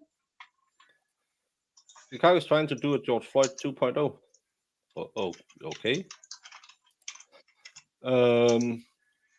This is Thomas Randolph. Married 6 times, which is 5 times more than me. Only 2 of them is still alive, and only 2 of them have he been charged with helping to get off the planet. He was found guilty in unaliving the hitman he got to unalive his 6th wife. And now he's in for sentencing. So let's listen to that instead. Sorry. Can you hear us? Okay. All right, let's go on the record on page 9, C 250966, State of Nevada versus Thomas Randolph. May the record reflect that Mr. Randolph is present in custody. Mr. Tomczyk, Mr. Oram are here on his behalf. Mr. Hamler is here on behalf of the state. Since the date time set for sentencing, are both parties prepared to go forward? Yes, sir. Yes, sir. Okay. This was a verdict that was reached by a jury. In light of that, state, you have the right to argue. Thank you very much. And as I noted, Your Honor, Colleen was listed as a speaker. She wishes not to speak, but she is here today on Zoom listening in. I will keep my remarks fairly brief. As I thought about what I wanted to say today, I don't think there's anything that I can say that compares to the actions of Mr. Randolph in this case. I think his actions echo far louder than anything I could possibly say here today in court. We have now seen that 24 jurors over the course of 2 trials have found him responsible for murdering these 2 people. We have had a chance to see the devastation that Mr. Randolph's actions have inflicted on Sharon's family. I believe we've caught a glimpse of how this has affected his other victim and the Miller family, and how it's affected them. And the reality is, his actions back in 2008 have rippled for year after year after year, and it will continue to do so.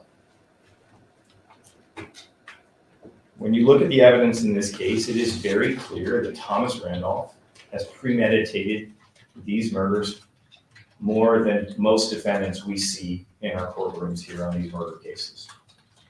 He has plotted and thought this out carefully and executed it to the best of his abilities. In this case, on the second trial, the state made a decision to withdraw the death penalty based on his age. But it is our position, when you callously calculate and you take away the life of 2 people, you are not entitled to be allowed out of prison, and you should not be entitled to be eligible for parole. With that in mind, we are asking for life without the possibility of parole to be imposed on both murder counts. We are asking that they both be run consecutive. And as to count 1, we're asking for the maximum 4 to 10-year sentence, and that also to be run consecutive. Thank you. Okay. Mr. Randolph, what, if anything, would you like to say before I pronounce sentence against you? I don't think I have anything to say. You told me my lawyers have to deal with it. No, I told you you couldn't argue a motion. This is the time for you to speak in regards to your sentencing. That's different. If there is CC, I will always try to put them on. I think what I would like to do is talk about Sharon. We've never really talked about how wonderful she is. I don't know if that helps, doesn't help. It's been 16 years and I've never heard anybody say that she's good, she's bad, she's indifferent. And this is kind of, I'd like, really I want to accept some Jackie Blue, David Stanton last time said you're convicted, you're going to die in prison.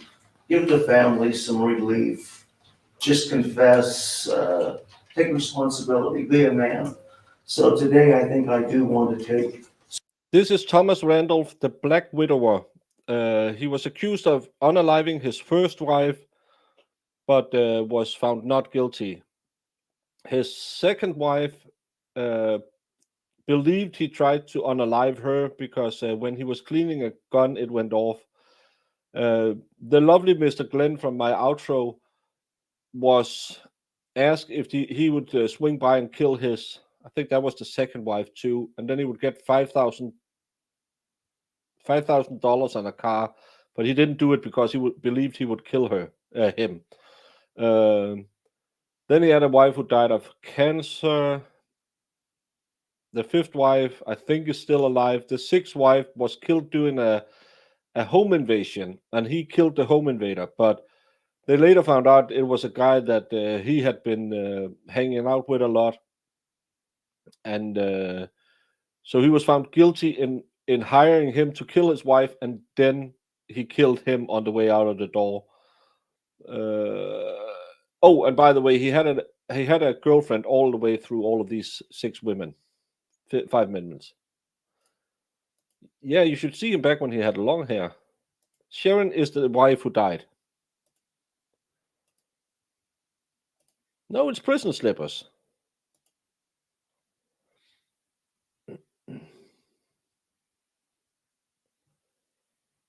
Some responsibility on this in Sharon's death. So that's kind of where I'm going. If you want to hear, then I'd love to say it and talk about Sharon, how wonderful she was. Sharon she went to Woodstock how much better can it be? She went to Woodstock. She's 5 years older than me. Between the two of us, we know every song, every word of every rock and roll song in the world. She's the best cook. She makes fresh baked stuff. Yeah, I think he hired that guy to kill his wife, and then he shot him in the back when he left the house. I'm pretty sure. Yeah, he was a D-bag. There's a reenactment video. If you're only listening to it and not watching it, it sounds more like it's an R-rated movie.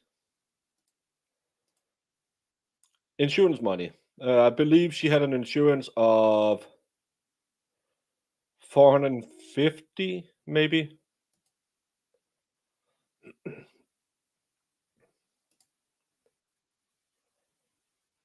Well, I need a new pair of slippers, so. Yeah. The reenactment, especially when I stop it a few times when he's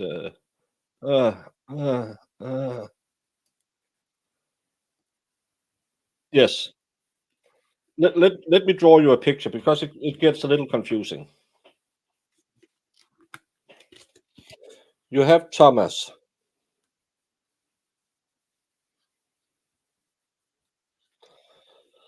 Thomas had wife number uno. Apparent suicide, they believed he did. He was sentenced but not found guilty. Then you had the second one. That's where my lovely friend Glenn comes into the picture. He was asked if he could just swing by and kill her. And he said, no, thank you. She believes he tried to kill her when he discharged the firearm right next to her. Then you have, I think wife number 3 was, I think she was the one with the big C. Wife number 4, she also, I can't remember how, they never really found out how she died because he just told her family she's been sick in a longer period and she's not here anymore. Then you have number 5. She testified against him in this case. And number 6 was shot in their house after they had a night out where they were out going out to eat. I think they had lobster and surf and turf, I think it was. And then they came home. He was parking the car, came in. She was lying in the hallway being shot by a guy he hung out with, a Mexican guy he found walking along the road, who told his friends that he was coming into money. And on the way out of the house, that guy was shot multiple times in the back. And that's why he was on trial, not for the wife, who's not here anymore, but because the hitman. So he was charged with hiring the hitman and unaliving that hitman. So yeah, he's doing good. 2 of his 6 wives is still alive.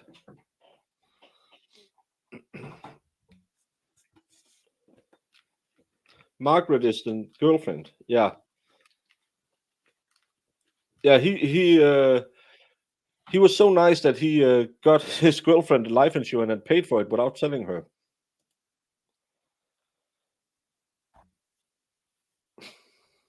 Oh, and they were going to the movies, but his wife got really frisky. That's why they went home early.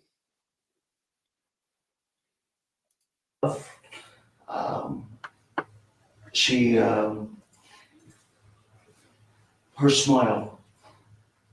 I don't care if she's had a hangover, if she's mad at me, if she's mad at Colleen, which is most of the time. If she's sick, she'll have that smile in the morning.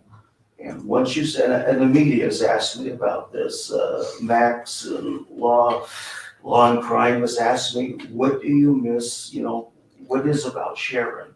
And it's that smile. And when you see that smile in the morning, your day's gonna be better. It's just all there is to it. But we were very compatible. I knew her probably better than I knew anybody because we talked constantly on the phone. We met on the internet, and me being in Utah, her being in Vegas. So she doesn't eat mayonnaise. I don't eat mayonnaise. That's rare. So I can eat her leftovers or she can eat mine. What? She doesn't eat mayonnaise. I don't eat mayonnaise. So what?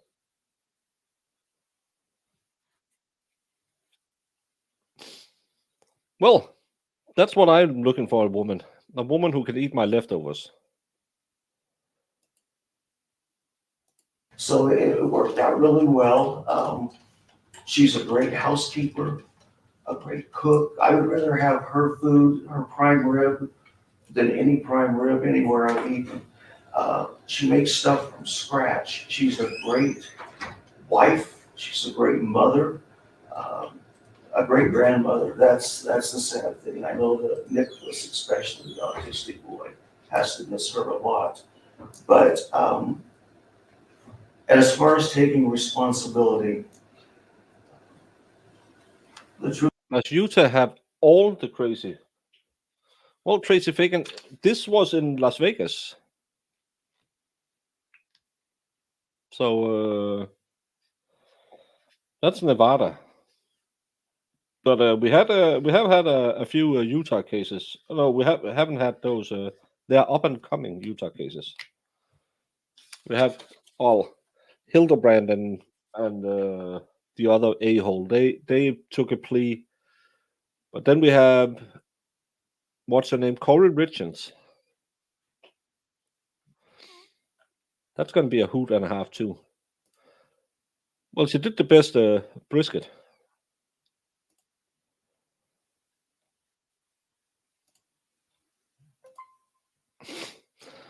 So you don't have to be afraid to walk down the hallway. It is endearing. She don't like mayonnaise. So she couldn't be from the Midwest. You would eat the White Rabbit's leftovers too, as long as it was a Pop-Tart.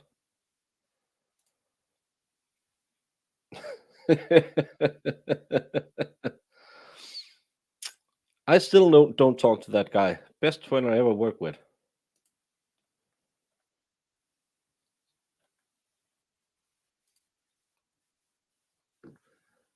And you are haters.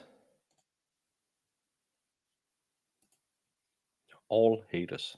Truth of the matter is, don't know if she would still be alive. It's been 16 years. But had I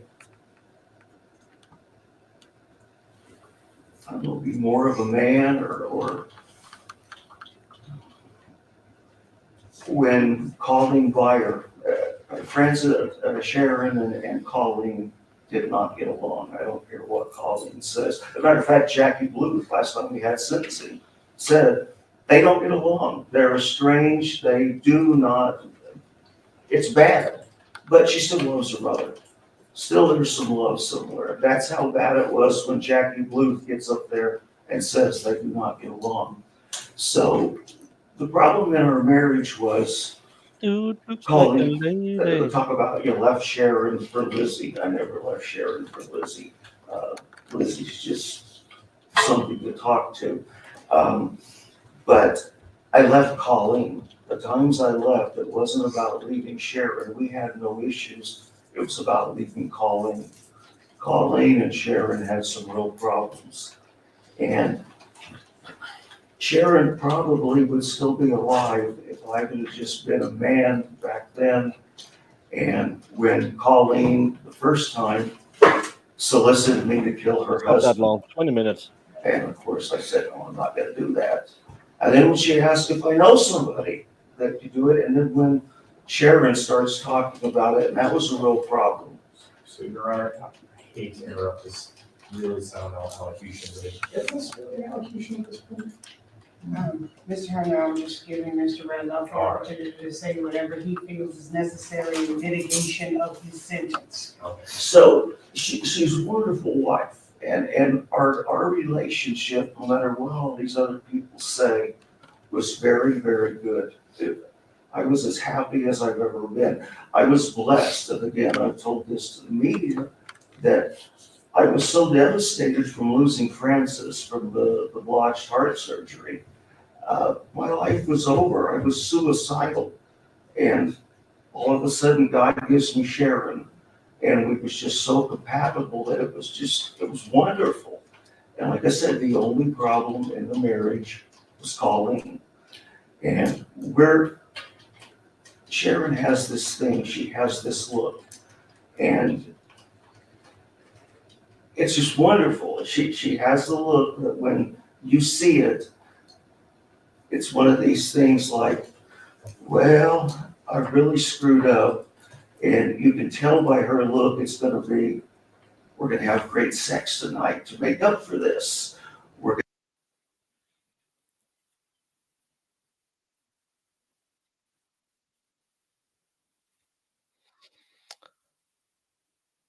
I'm not sure I want to think about that. When she had that look in her eyes, and then he knew great smacks was incoming.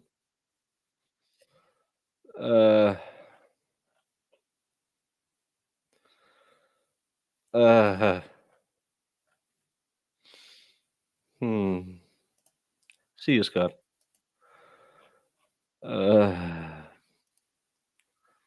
Well, you know, when women look at you with that look in your eyes. We're watching the sentencing of Thomas Randolph, and he wanted to talk to court about how he got a great lay when his wife was angry. I'm going to do something nice. I'm going to cook prime rib. What are we doing tonight? We're having prime rib. So I knew she probably made me gamble too much, is usually what it was. But she had a look one time, and this is when I messed up. She would still be alive. And she told me, she actually told Colleen, she said, if he won't help you find a hitman, ask Uncle Mikey. Uncle Mikey, that's how they referred to him. He's part of the family. Ask Uncle Mikey if he'll kill Colleen's husband, Mike. And she did in front of me. And money was exchanged. And that's when I should have just been a man and either left the marriage or I should have just called the police. I've since talked to people about it, but that's the bottom line. Sharon would still be alive. I'd still be able to see that smile. We wouldn't be here right now if I would have been a man and done what I should have done. And at the least, just left the marriage and let them do what they're gonna do. But Sharon was wonderful. She was just a breaking news. O.J. Simpson had Aw. died after Big C battle. OJ. So, yeah. I know someone just told me while I was talking on the phone. Like, what? Yeah, well, he had the age. Not the AIDS, but age. Aegis. much, but she put up with my crap. And the only issues that we ever really had is Sharon had she had a dark side because of her husband dying with the cancer and that was recent. And because of Colleen and her husband just didn't get along. So I would be upset, and she could see that I was upset. The lawyers call, we're doing this, the lawsuit over Frank. And I would be upset, and she could tell I was upset. So I need to talk to somebody. And every time before we could even get going, Sharon is boohooing, just crying her eyes out.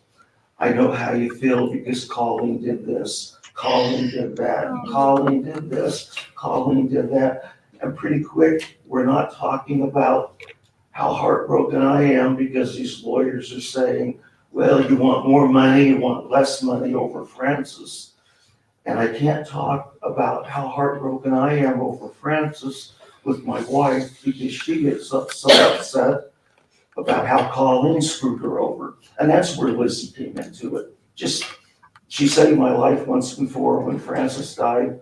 So she's just somebody to talk to. A very expensive psychologist, I guess, somebody to talk to. No sex involved with Lizzie, just strictly somebody to talk to. So, and that's why we went there, is because every time I try to talk to Sharon. Because this will be his last time to talk forever.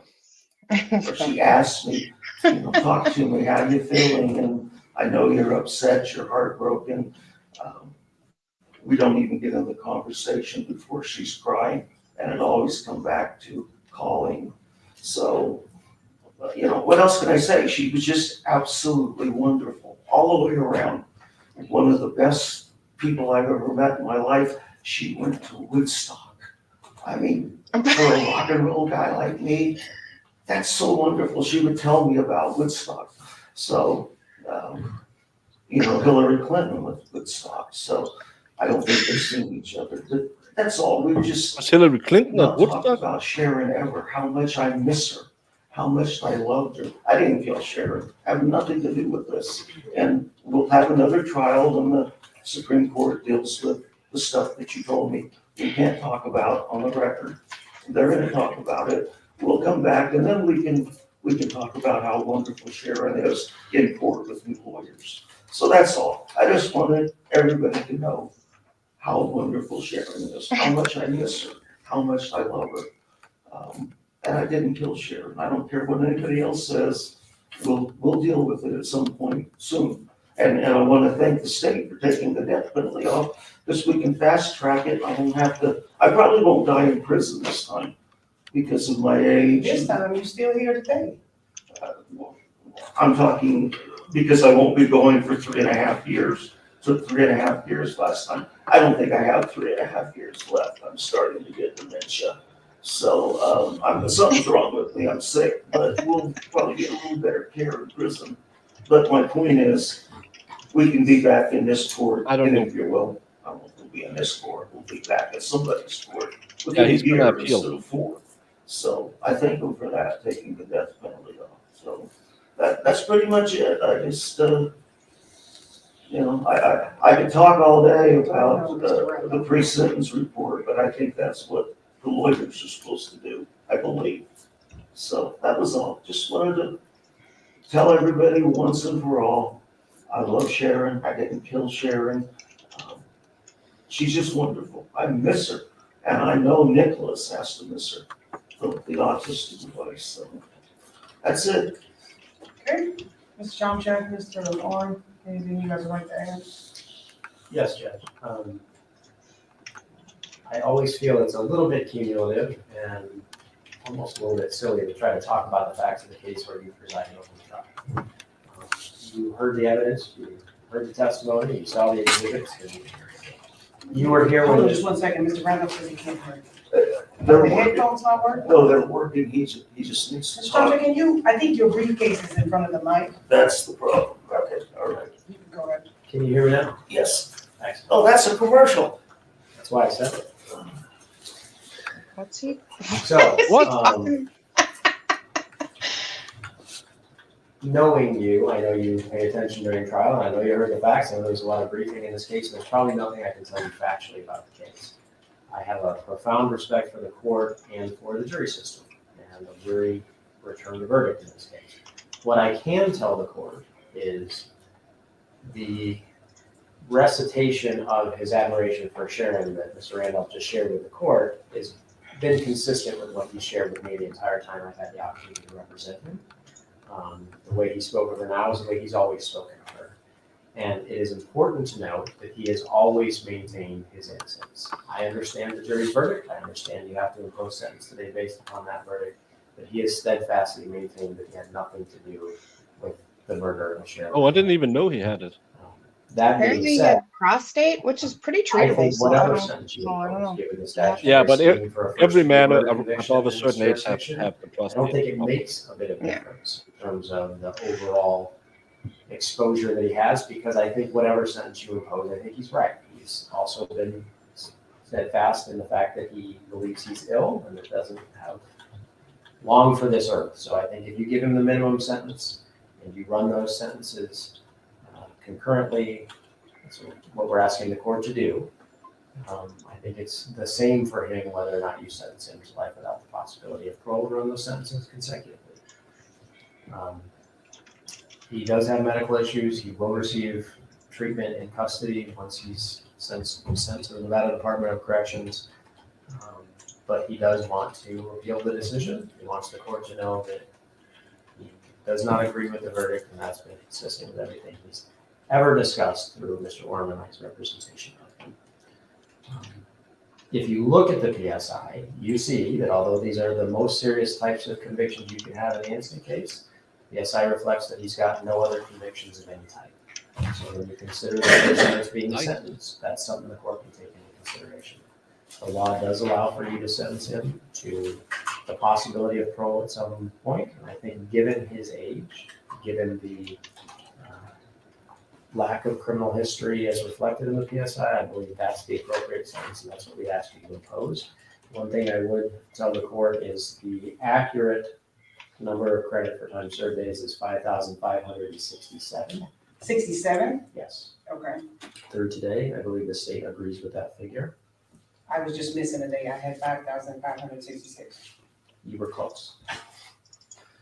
And I'll submit it on that argument. All right. What, the pre-sentence report, I thought they would cover this. It's not very much money, but all this has been paid. They take it, I'm sorry? For what, the extradition? All that stuff. I was in prison for almost 4 years. They take out $15, $20. So that's already all been paid. And there's a couple of corrections. I told Josh and Chris about them. Not that it really matters, but it's back to the same thing we sort of talked about.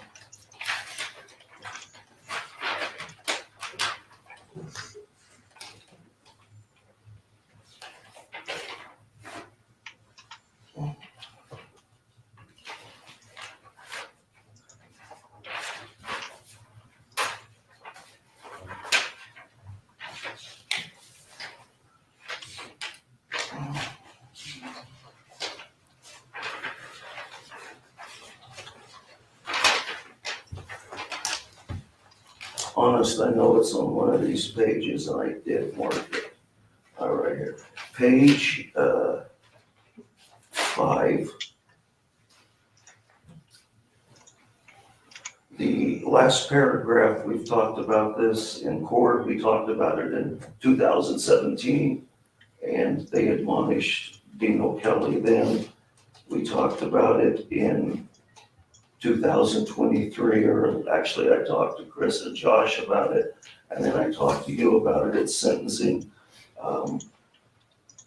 There is no $22,609 life insurance on Sharon through her work.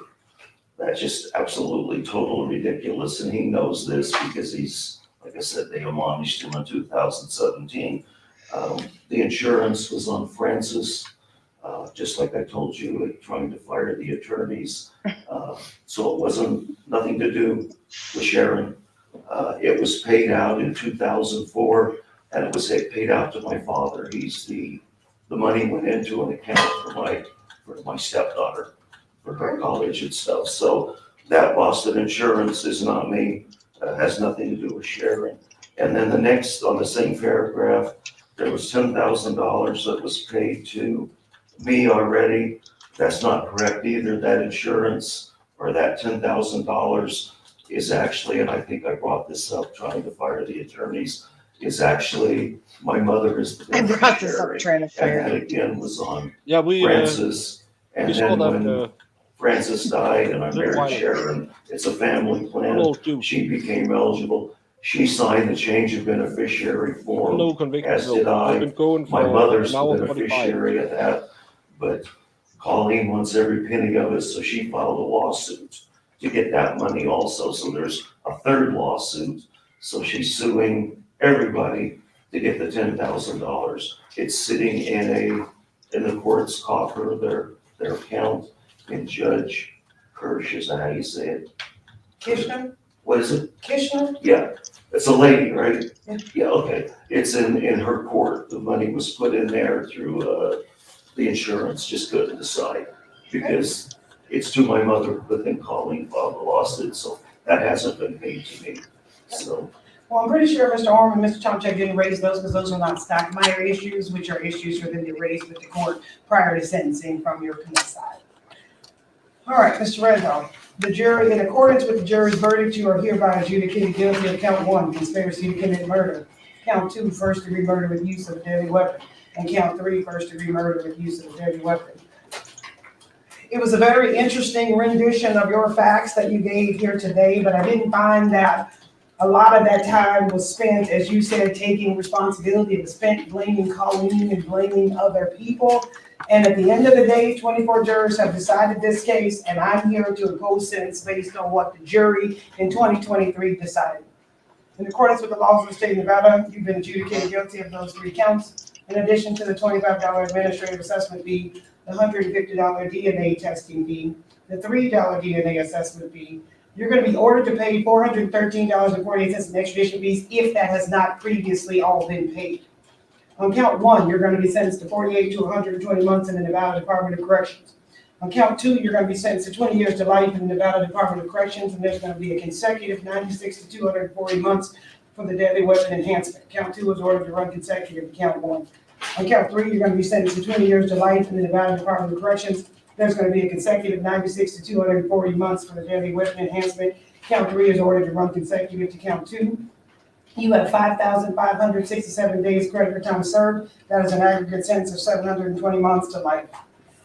Thank you. Your Honor, Mr. Randolph wants to appeal, obviously, and he wants new counsel. So we were hoping that maybe just because we now realize that when that judgment of conviction comes, the time starts ticking. If we could maybe have 2 weeks, and then we'll contact the Office of Appointed Counsel. Okay. See if we can. So we'll have a status check on the appointment of counsel. Do you want to contact him or do you want the court to contact him? It's fine. I can reach out if you want. Status check in 2 weeks, that date is? April 18th at 9 a.m. Okay, I will contact Ms. Bush and let her know, and she'll have somebody here to confirm. Yeah, sure. Okay. What's the date again? April 18th at 9 a.m. Thank you very much. Judge Jones, I'm not feeling well today, so we come back in 2 weeks. For you to get counsel for the appeal. Okay, and we'll get new lawyers then.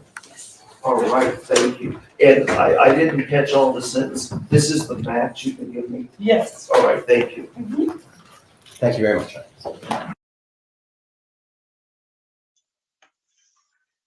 Well, wasn't that special?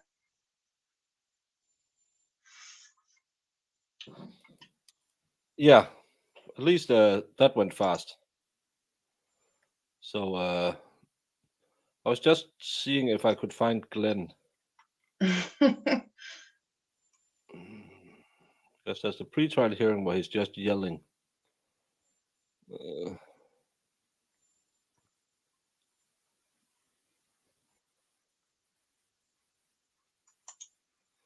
Because I know Brandon loves a good bit of Glenn.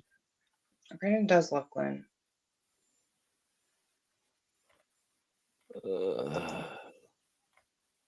What was his name? Can you remember his last name? Glenn. No, I don't remember what his last name is. Anybody remember what his last name is? I felt like it was something. We looked it up too.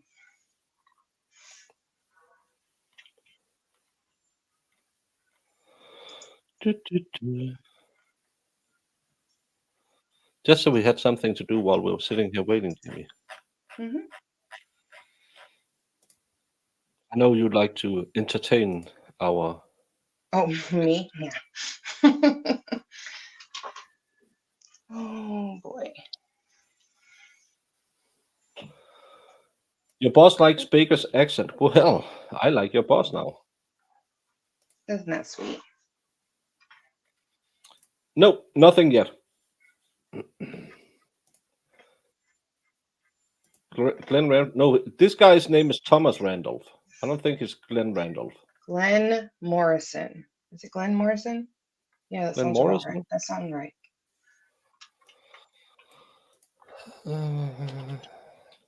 Glenn.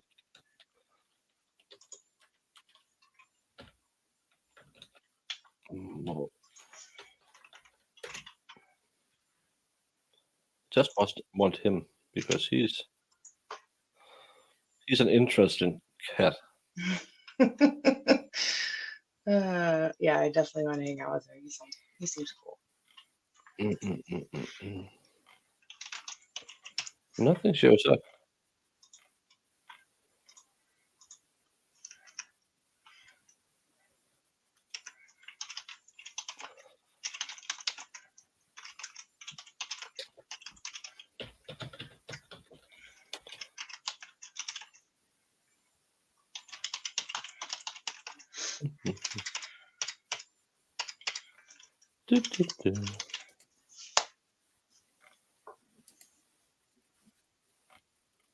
Why can't I?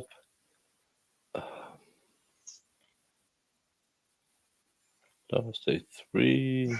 You guys are ridiculous.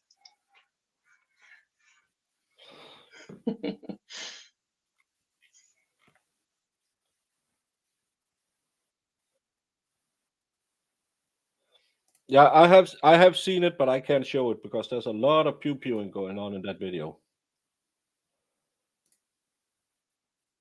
Well, stay in bed with us. No, send a glove.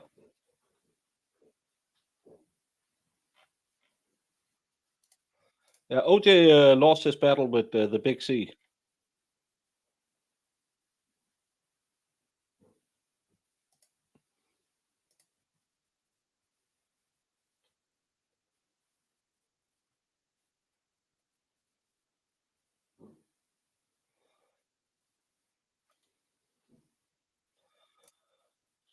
They wanted to watch the long video again. They watched the two first. Well, if they kind of have the initial contact, then the part, and then the aftermath, and they only watched up till the last.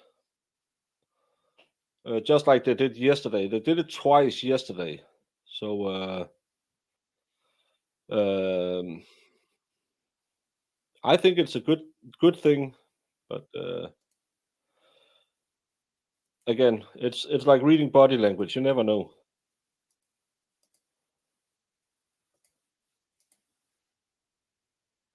Why can't I find Mr. Glenn?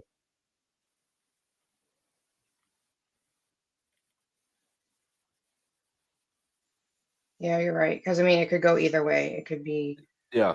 they wanted to see and solidify their guilty verdict or not guilty. You never know.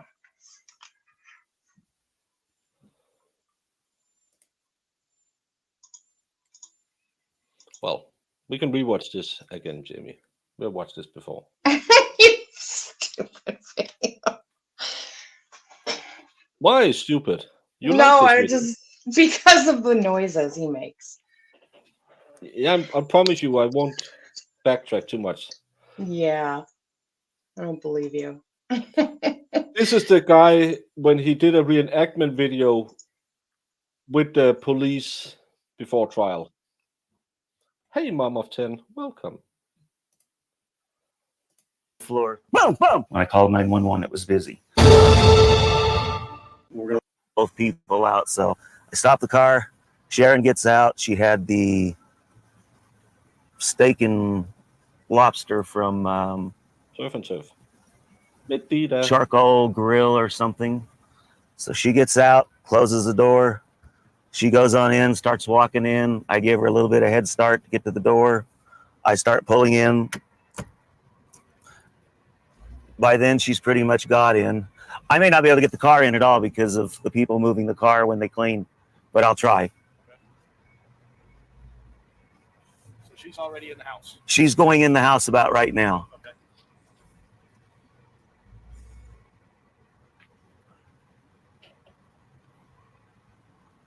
I'm not going to be able to get out of the car, so I'm going to have to move the car over. I can't get out. That's fine. You can just do the best you can.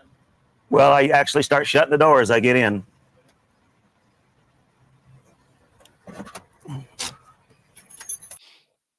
Yeah, I normally say if they go over 4 hours, I see it as a positive for the defendant. But we saw in the Carolina case 38 hours of verdict watch. But I believe that's because there was a lot of people trying to say not guilty in that one, and they were beaten into a lessened sentence. Ace Freely, yeah. Hey, Paul. Yeah, but as I said yesterday, I have a plumber who's coming tomorrow, so my kitchen is messed up. So I couldn't do that. Sorry, Celestial.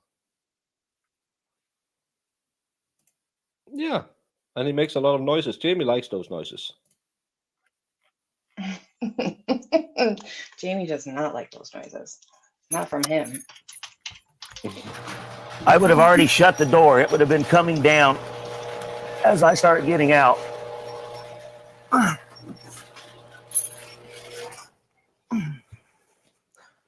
This is about how close it was that night, so that's probably... Okay, so what do you do now?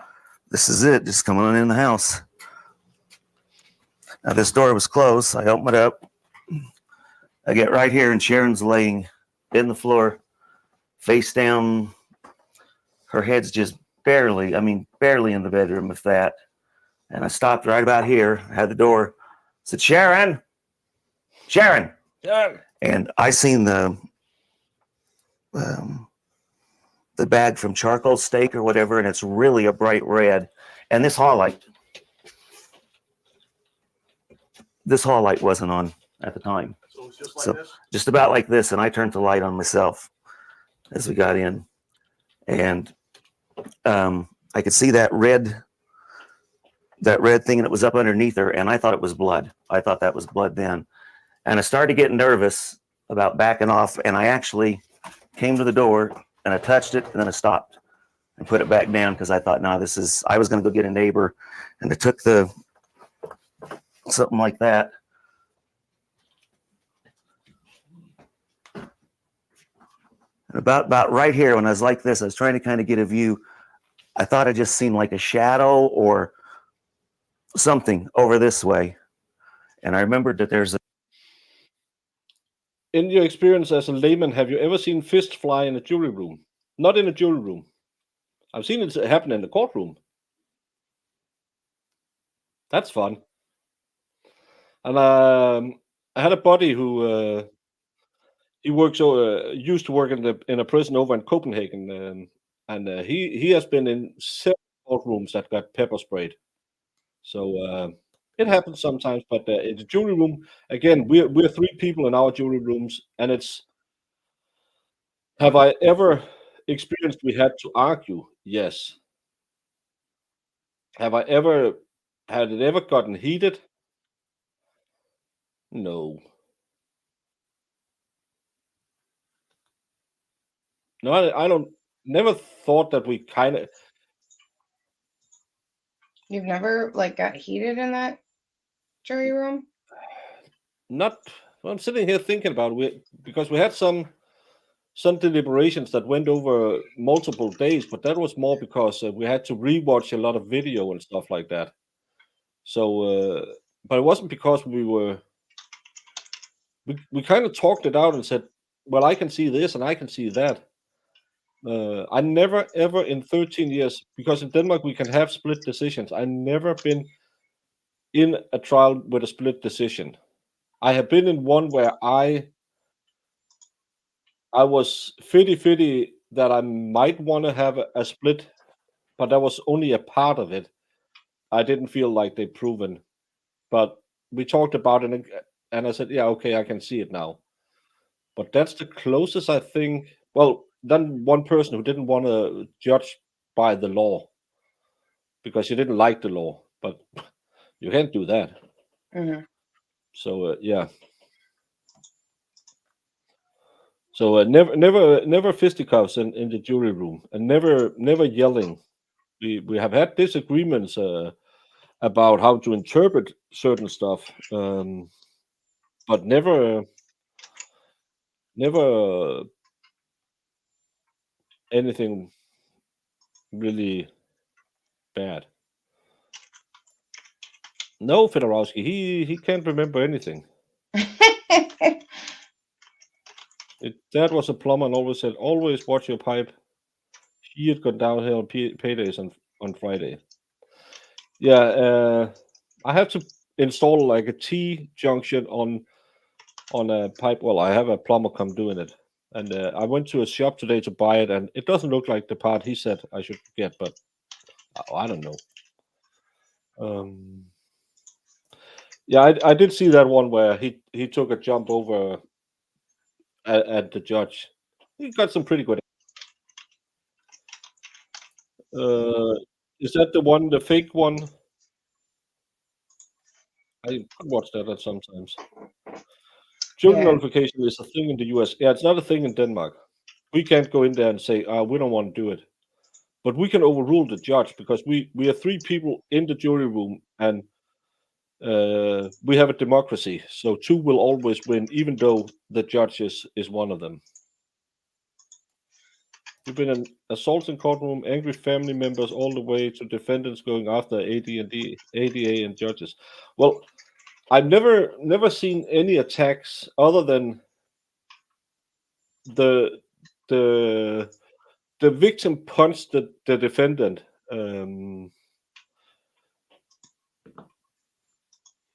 Other than that, it's been mostly people attacking the police, but they do it outside of the courtroom because they know they get in trouble if they do it in front of us.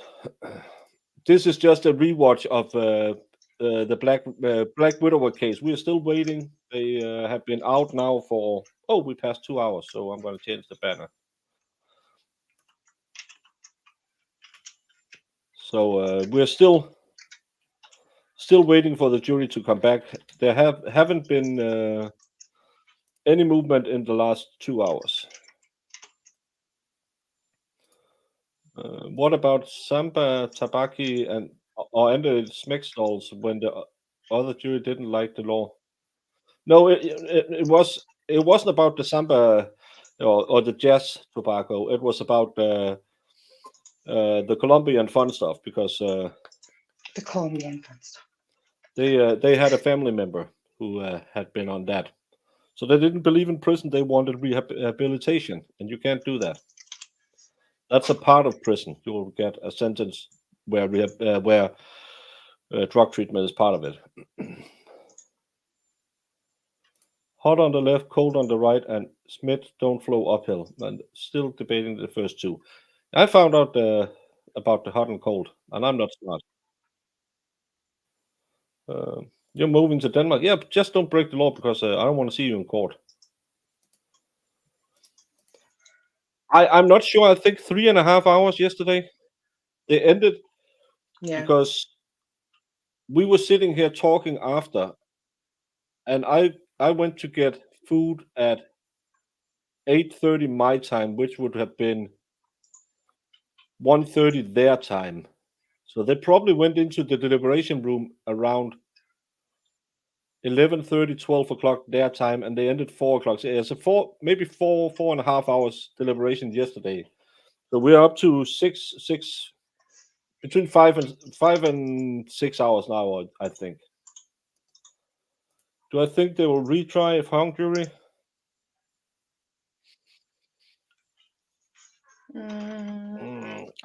I didn't think they would do it in Tyrone Tucker case.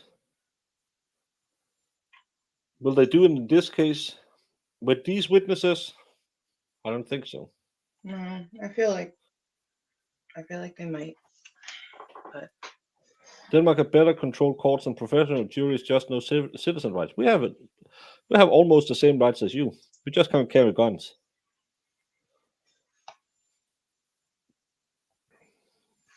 But other than that, we have freedom of speech, just like you have, under penalty if you say something that can rile up people and stuff like that. So I know America is really fond of the First Amendment. We're the only country, but you have just as many restrictions on it as we have.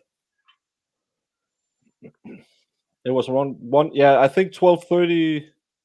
No, 1 their time. That would be, I have to figure, that would be 8 my time. Yeah, maybe. Yeah, maybe Jamie and I only gossip for, yeah. So let's say 3.5 hours yesterday and 2 hours, so 5.5 hours in total. No, only 2 jurors and 1 judge. Because I'm in the local court system where you can, normally cases will only be the ones that goes from up to a maximum of 4 years of prison. Normally they will take it up another step when it's more than 4 years, where there are more juries and more judges. But where I am, it's just 1 judge and 2 jurors, and no civil court, only criminal court. So 10 hours. Oh. Yes. Remember, if you go into prison, make sure it's one of those states where we can stream it. yeah, come on. They were just getting lunch. That's correct. Yeah. Yeah, I'm sorry, Julie. You just rewatched the video. If they find him guilty, they deserve coarse toilet paper for the rest of their life. Exactly.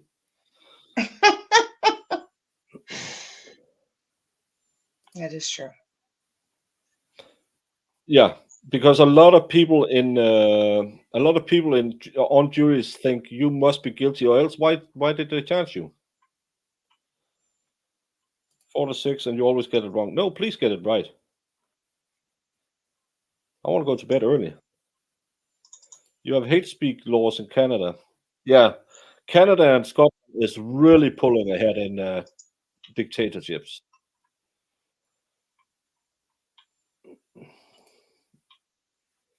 Wisconsin doesn't like foreigners. I feel like the whole communist thing might impact some of the boomer jurors. Yeah, but he was 15 and he fled a communist country. I don't know if it was you or someone else who talked about maybe he was attacked because he had a Russian accent and because of the kerfuffle going on in Ukraine. I'm not calling Americans anything, but I have a hard time believing that they would mistake a Romanian accent for a Russian accent and even know how Russian accent was, because it's not like Dolph Lundgren in Rocky IV. If he dies, he dies. Hey, Russia tank, Aussie tank, sorry. We are not there yet. Yeah, the laws in Scotland is absolutely absurd. I think you can go to prison by misgendering someone. Really? Hey, Dobradan, kako ste? I think that's right. Plumbing issue is a pain. I want to convert my sink from a 2 small sink basin to 1 large sink basin. I had a table dishwasher that was connected to the faucet, and the faucet blew, and then I got a new one, and whole lot of problems. So now I want to put it inside a cupboard, drill a hole, connect it to the piping directly, so I don't have all these problems in the future. So luckily, my neighbor is a plumber, so he'll swing by tomorrow morning and help me. So right now, it's just Nice I of emptied the dishwasher, so everything is just piling up out in my kitchen. I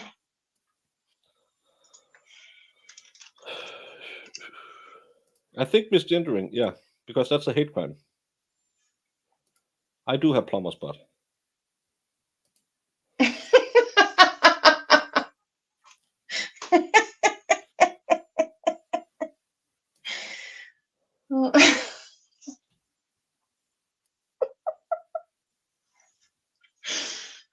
It's a thing, Jamie. Because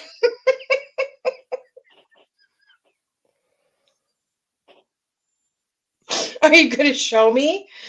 I thought you were getting up. I was like, no, you don't have to.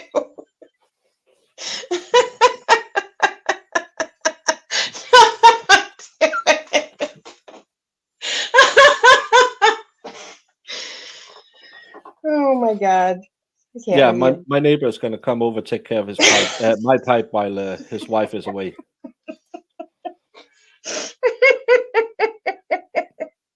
Yes. Yes, Donovan, we put that up before Lost Battle to Big C.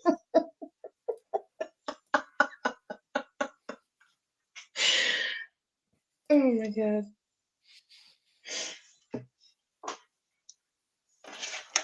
Well, a healthy plumber's crack. Well, he took his last squeeze, as Brandon said earlier.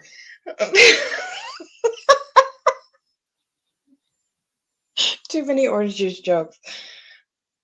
I don't even have any orange juice. So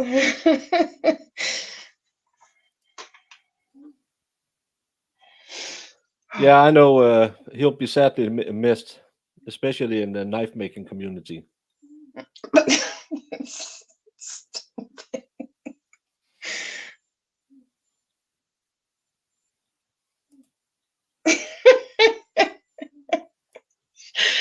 Aren't you glad people keep coming in saying OJ died? Yes, I am. It's always nice that people.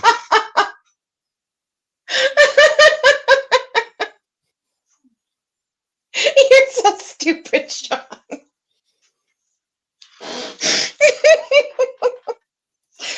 Okay, I gotta focus. I think Stop we it. should all get out and find a Bronco and drive at 20 miles an hour down the highway.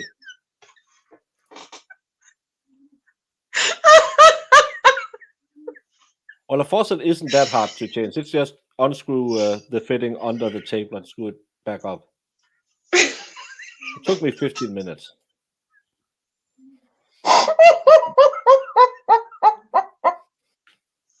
Yeah. That's what Donald went before.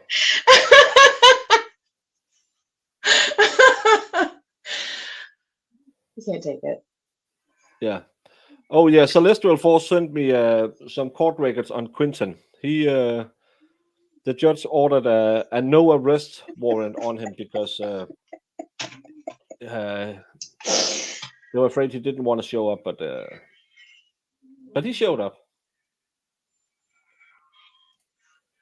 You should be Mo's running mate. OJ got squeezed. 405 Broncos driving on the 405 all white at 20 miles per hour. Do I think I will be covering the Chet Daybell? No, because I'll cover Karen Reed next week, so I won't go into that. Because that'll probably last a long time. Did I hear 8 weeks yesterday? 6. I know Gloria's was 6, so yeah. So and that would Karen Reed was said before that between 4 to 6 weeks, so that's already going to be a problem because that's Tuesday, 1 week, 2 weeks, 3 weeks, and the 4th week is when I fly to Tennessee, where we have to figure out who can run my show and Jamie can yell at because she gets angry if she doesn't have people to yell at.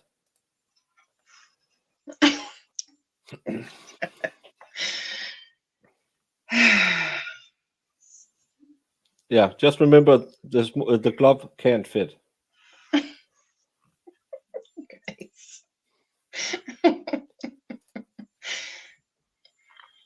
Yeah, I saw that Duke Boys Museum people recommended yesterday. That's just a money grab to take some pictures of a fake film set. I want to do that. I want to go to Old Smokies and try some moonshine.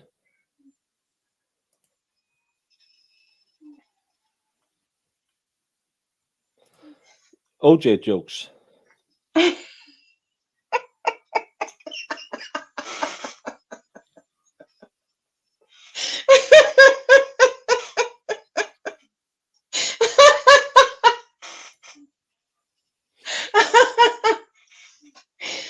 Oh my God. Oh, too sad. So you won't be able to see the end. Yeah, that's 8 o'clock. You normally go to bed. Yeah, Karen Reed's motion hearing tomorrow. Did I get the day right? Yeah. Hopefully this will end so I can cover that because that'll be the final hearings. If not, I have all the documents they have filed so we can read them. Have a great channel and no one can take that away from you unless you unalive your wife and a waiter. Wasn't he a tennis pro?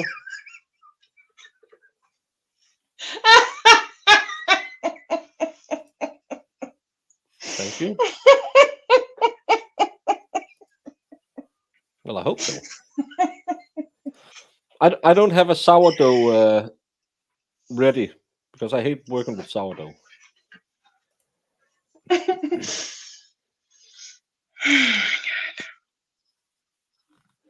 Yeah, it's hopefully I don't know why.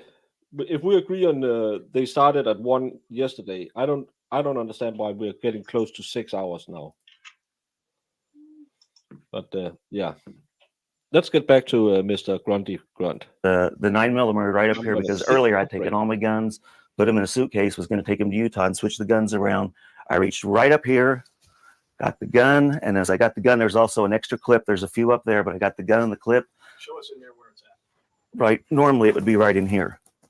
Right in here. And I still, I was trying to be attentive to where's, what's going on out there. And like I said, and I'd already started to run, and then I just reached up just like that, grabbed it, stuck it in my pocket, came around just like that, and about that time he's right up on me. Just right up on me. We actually touched right about here. And he's short.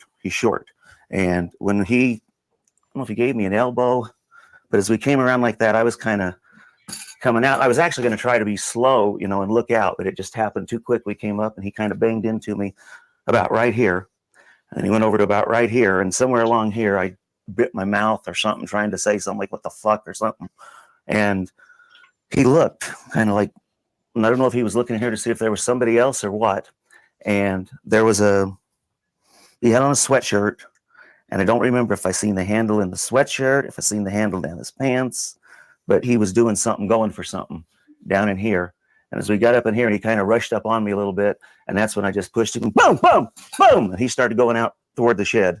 I don't know how many times I shot him, but I just kept right on going, boom, boom, boom, and he's just laying there. And I look back because I'm trying to make sure everything's cool. Kind of stepping back like that. And about that time, I heard the really, really loud noise. And what had happened is I guess he had hit the refrigerator and the fire extinguisher. The fire extinguisher fell down. I didn't know what it was, but it made a loud clunk. And I was kind of, like I said, I was kind of looking back because I don't hear well and I can't tell depth perception, anything.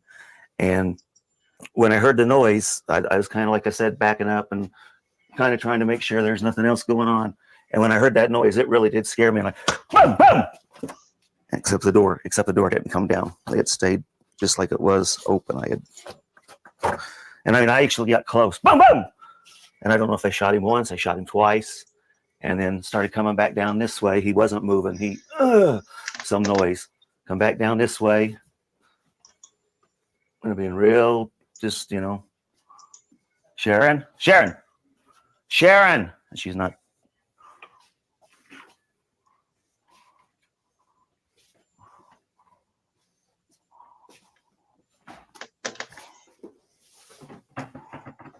What are you doing when you're doing this? Do what? What are you doing now? I'm just kind of trying to see if anything else is going on. You know, like there's anybody around. And I came in here, and then I started going here, and Sharon's laying right here. And I think I turned this light on then. Turned that light on. And I did not go in there. I don't know why. I did. She was kind of in the way here, and I could see stuff all over there. I mean, stuff, these boxes, there was some clothes, the drawers was open, but she was laying here, and by then I could tell she was hurt really, really bad. I mean, the blood was just, then you could see thick blood. And came back over, and I went to call 911. And I came back over, and I didn't have my phone. And it keeps falling off of me. I come back through here, and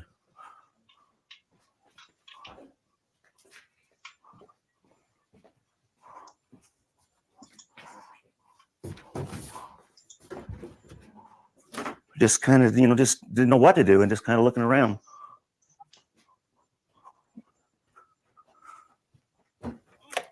And I dialed 911, and the phone didn't work. I remember saying, fuck, what a time for Vonage to go out. I stuck the phone in my pocket, and I thought about Sharon's cell phone. And I looked around, because sometimes she sits it on the on the table. So I don't know how long she'd been, because I was for a minute letting the door come down and listen to the song. Looked on the table, came back out,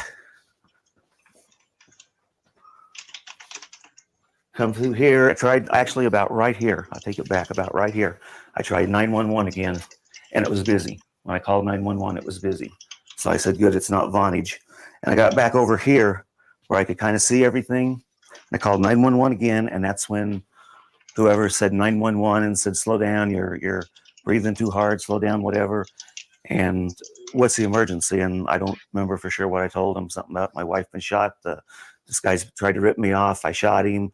I think she said, did you shoot your wife? Or something? I don't remember what all was said. You guys will have to get the tape of that. I don't remember. But just said that she'd been shot really bad. We needed paramedics out here. Had to hurry. She told me not to hang up the phone. Ask about the guns. I think she asked about, was there guns in the house? And I said, yeah, there was guns in the house. And I think then that's when she said, I'm going to, don't hang up. She told me 2 or 3 times not to hang up, but she told me don't hang up, but she said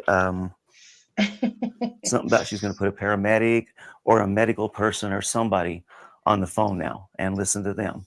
And said, did she ask you what your address was? Yeah, I'm sure she did. What did you tell her? I told her the address. I think maybe that's when she told me to slow down. I was too excited or something. What address did you give her? Well, I'm assuming I gave her this one, 6517 Rancho Santa Fe Drive. But, you know, I may have said it wrong. I don't remember. But I do remember once she told me to settle down. I was too excited or something.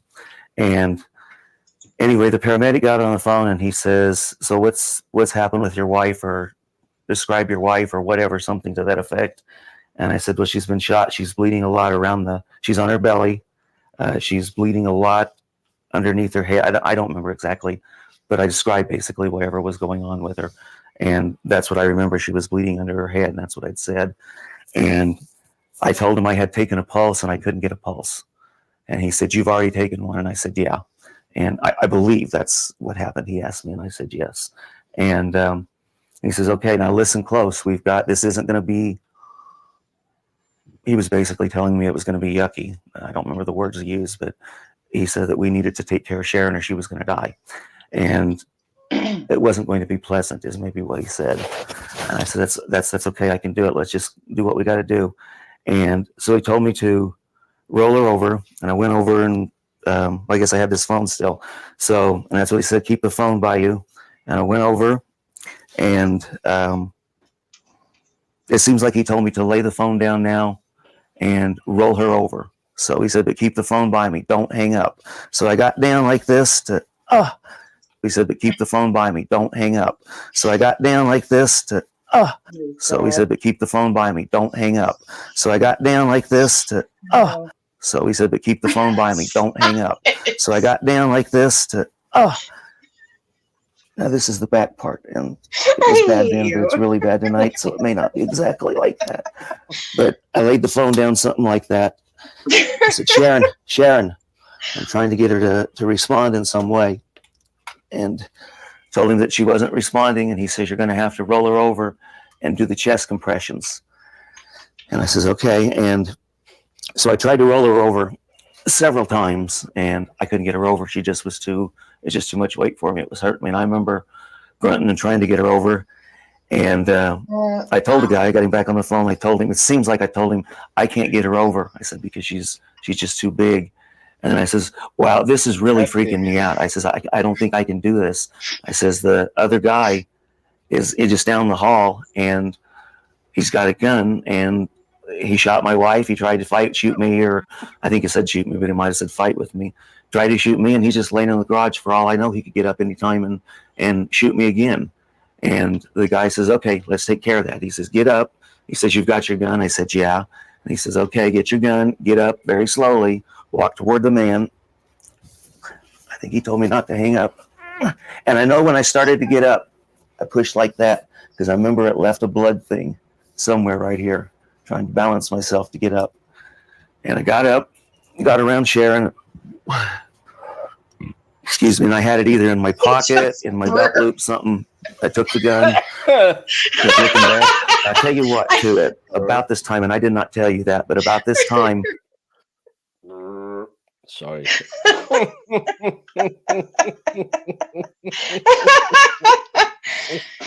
Oh my God. Well, she was a stout woman, and she had just been out eating surf and turf. Yeah, and I mean, he's not no Chris Hemsworth, himself.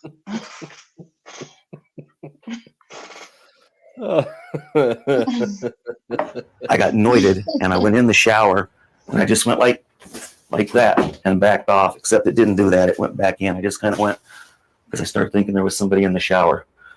And that I didn't put in the report. I remembered that later and was going to call you, but I didn't. And go back down the hall, and the guy's talking. I turn on the light because it had went off, and he's laying right here. The hood, I don't think the car was this far up. I think the car was a little bit further back, but he was laying. Yeah, it was definitely further. I park all the way over. When I park, all the way over against the edge, because if you don't, you can't get out. And my car will stop right there, so I can get out where those buckets, where those that JVC thing is. That's as far as my front end will go, and then I can get out after that. Sharon backs or pulls in about where she's at, and we can get in. Just got a little more room that way. And that night, the car was a little bit further back. The truck was a little further, I think, this way, and maybe a little further back. But anyway, he's laying right here. And he had on a sweatshirt, and I think he still had on the gloves, as far as I remember. Yeah. He changed his lawyers a couple of times, but he didn't have a lawyer with him on this presentation.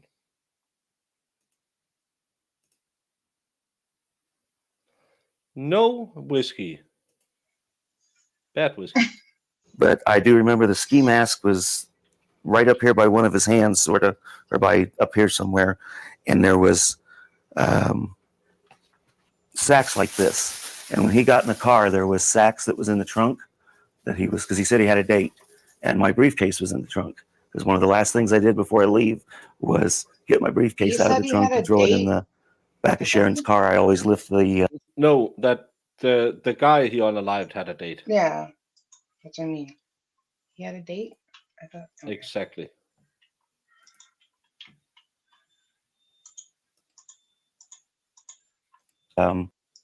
Seat up, stick the bag underneath the seat and then close the seat down so nobody can see it, because I'm paranoid somebody will steal my bag with my medicine and my money in it.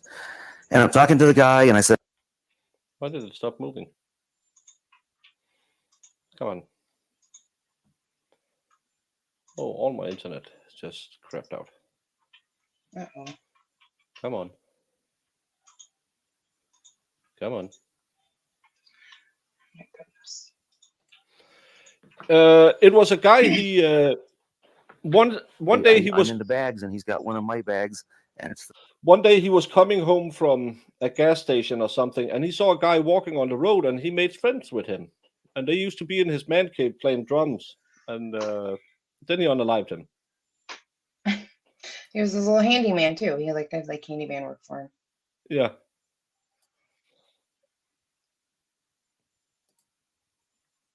Of course he has a purse.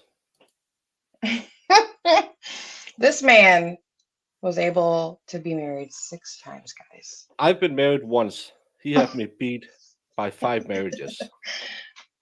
I'm doing something wrong. I should get a perm and a butt crack, plumber's crack. the bag that is in there on the living room table. That I think it's a Walmart bag. And he says, well, find the gun. It has to be in there. And I remember reaching into the bag and feeling around, and I stuck my finger. And I didn't feel a gun in there. Like I said, this was a little further back because I went around over here, and I was still keeping a pretty good eye on him. I walked around back in here and had room to get through there looking for the gun. And that's when I seen the fire extinguisher up under the tire and realized, I mean, where the funniest things pop into your head. But I realized I just shot this guy 2 times because the fire extinguisher fell down. But that's just how it happened.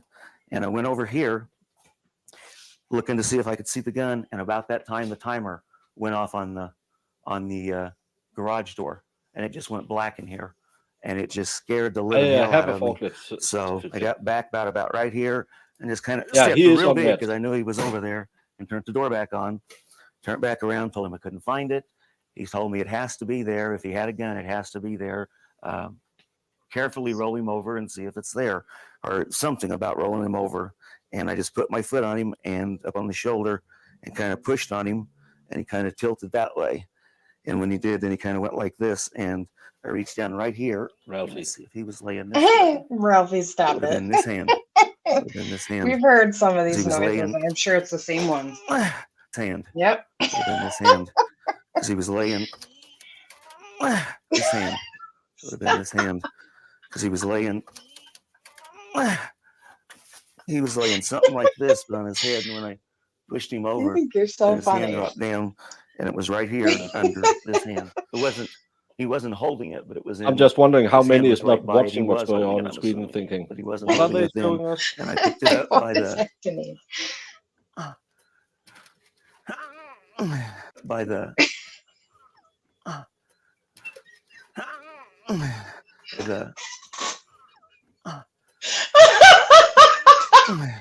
I picked it up by the I think by the wood part on it, and brought it in here. Told the guy I got the gun. One headphone I said, in. throw it, put it It's so somewhere loud. in another room where it's safe, and lock the door. So I locked the door. It's a walkthrough with the police where he's in great details telling whatever happened that night, and maybe in too good of details. Normally, you say if you can remember everything this clearly, it's constructed memory. So yeah. We just watched him getting sentenced before. It's quality, not quantity. That's why I only played 3 times. Oh,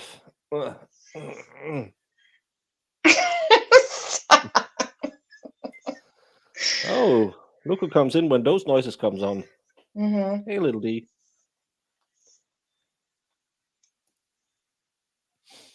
Oh.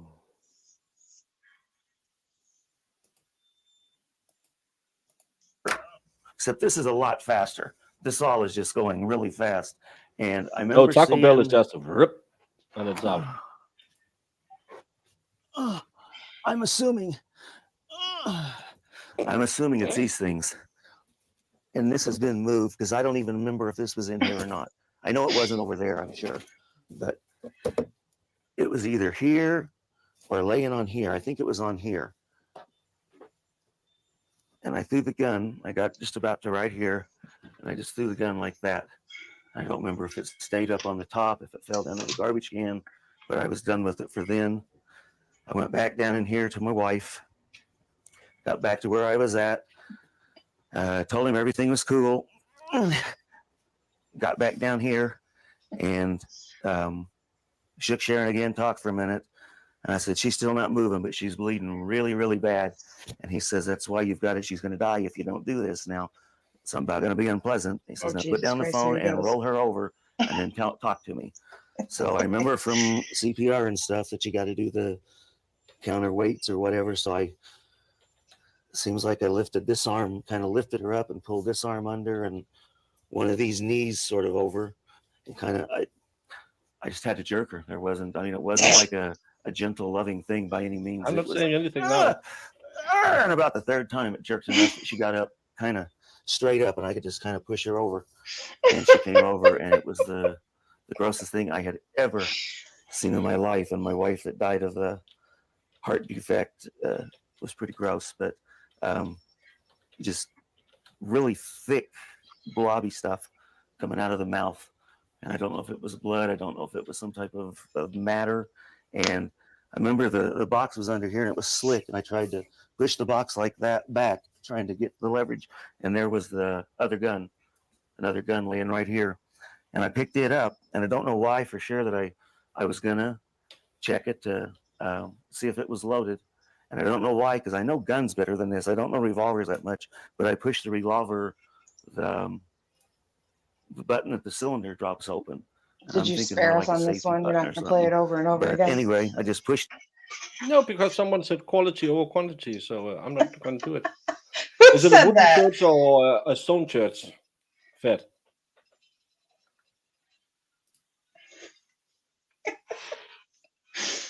Yes, this was played in court. I will be tweeting out if anything happens, yes. Or Xing or whatever it's supposed to be called.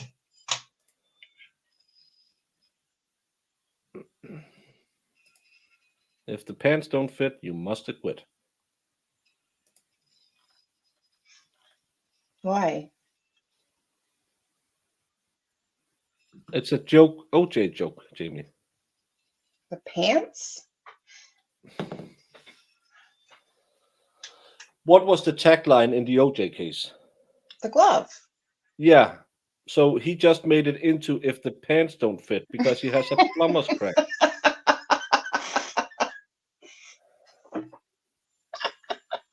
This is what I have to work with, people.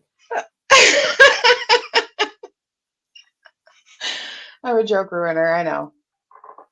But I laugh after. Yeah, when you find out there was a joke. Please tell me the joke, then explain it to me and tell me why I should laugh. And then it's funny. Listen, yeah. I have a good time, so don't be hating. Oh, I should update the banner because it's more than 2 hours and 30 minutes now.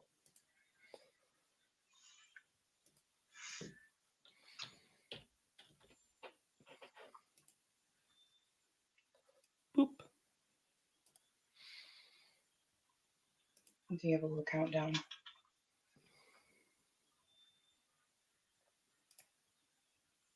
Oh, so just a normal church.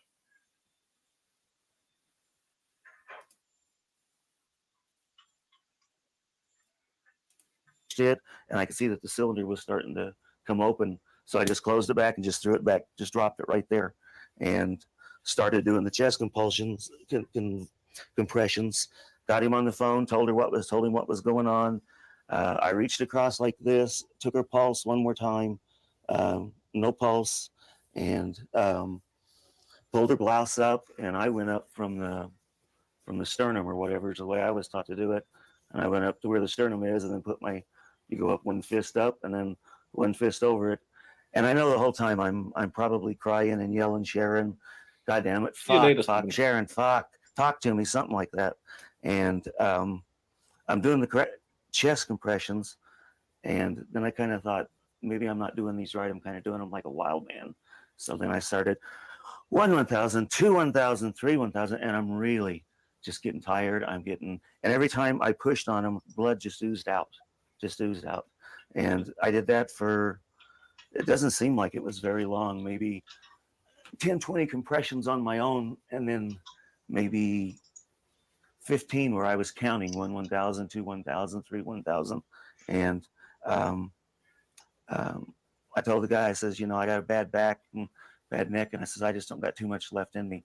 And he says, the police are here. Go let them in the front door. Just go let them in the front door.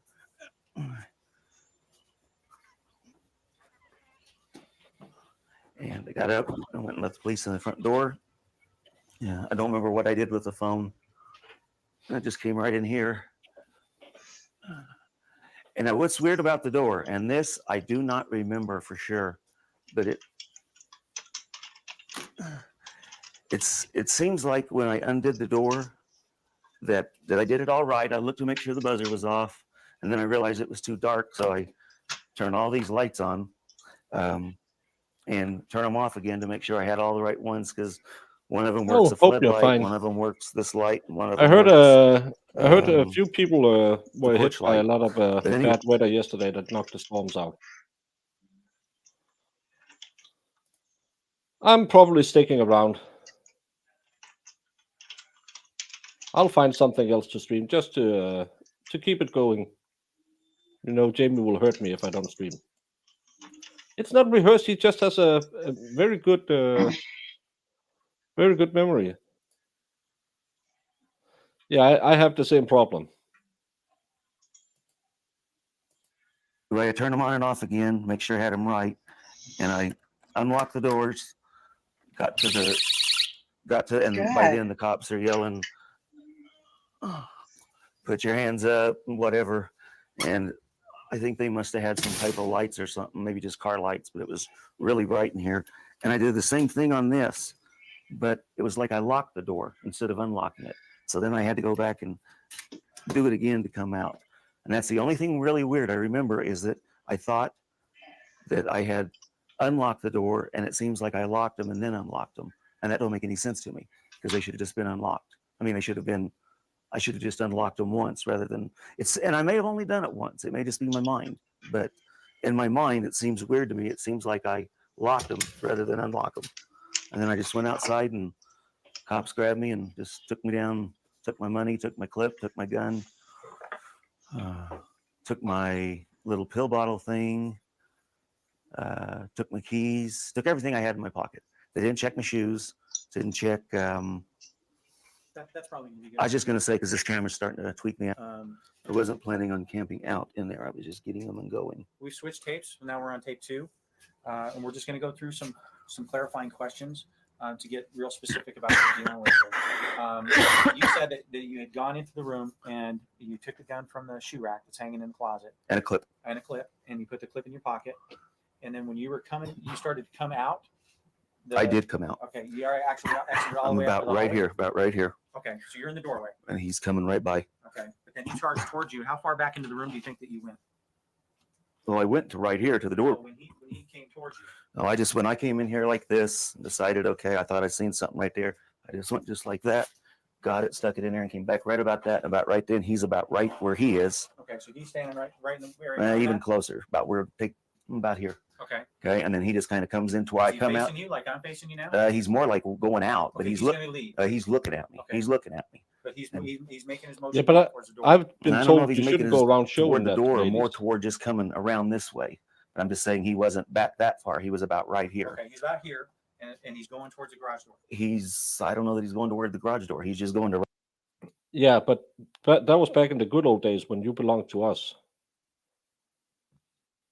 Yeah, I think we owned you in 1125. No, that was before we owned you. It wasn't until Margaret. Right here, as far as I know, because that's where we met. Just if you could, not me doing it, if you could explain his actions for me, if you could kind of show what you remember him doing. He just came up, just coming up right up here. Well, he's just about right here. And I don't know what he was doing. because I just turned around and got this and turned around, and like there he was. Well, there he was. Not what was in his head. what was he physically doing? What were his movements that you remember? Just about. No, that was about it. He just walking like this, and he knew. I think he knew I had went in there. I don't know if he seen me go in there or what. Okay, but when so he what came, did you see him do? If you could just repeat his movements. just like that, just kind of. So he stepped into the doorway and squared off on you. Kind of, yeah. Okay. More of a back there, Right. there. So Yeah, now he maybe squared even off on you? maybe What was about he right doing? there. He was looking for first. I thought he was looking at something, but I guess he was just looking through me. Because you guys are just a few inches away from each other. Just really. a few inches away, and he's going. I had just come down with the gun, and you can see my gun. I had the gun, Okay. and he's doing for something. I don't know what he's doing. He's either getting a gun or going to fuck me because But he's doing something with his pants. He's facing this way, and he's got both hands or just one. I think just one, but I don't know for sure. Yeah, you could It's stamped in your memory. I mean, I'm sure. make enough energy out of that conversation to light the planet.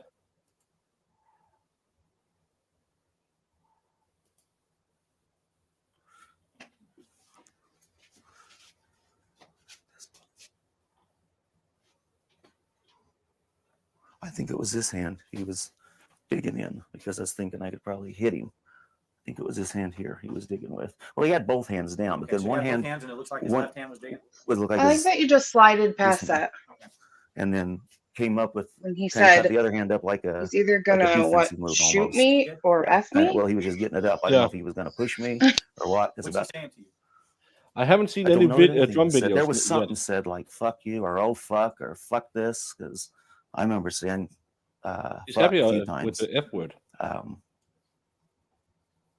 Fucking come in my house or something like that or something. I just Did just he shit. say anything to you? I don't remember. I don't think he did. I don't think Okay, he so did. he steps up in here, and then he turns and he squares off against you, and then He- what do you do? Because just about like Have that. his reach in- That's his it. reach in Then his he hand? moves on down here. Moves on down here. He didn't come Nope, in on you. Nope, he didn't come in on me. He just maybe a little bit on me, but not like we was gonna fight. He was more, and you know what happened when we came in like this? We sort of like this. When we came out like this, I don't know if he was because he's looking for his stuff, and then with this hand came up, and I thought he was going to push me, but I think what he did is did the mask because somehow it seems like maybe his mask came up a little bit. All right, so off he of the lifts side. his own right arm and takes. I don't know that for sure. I'm just trying to just come around.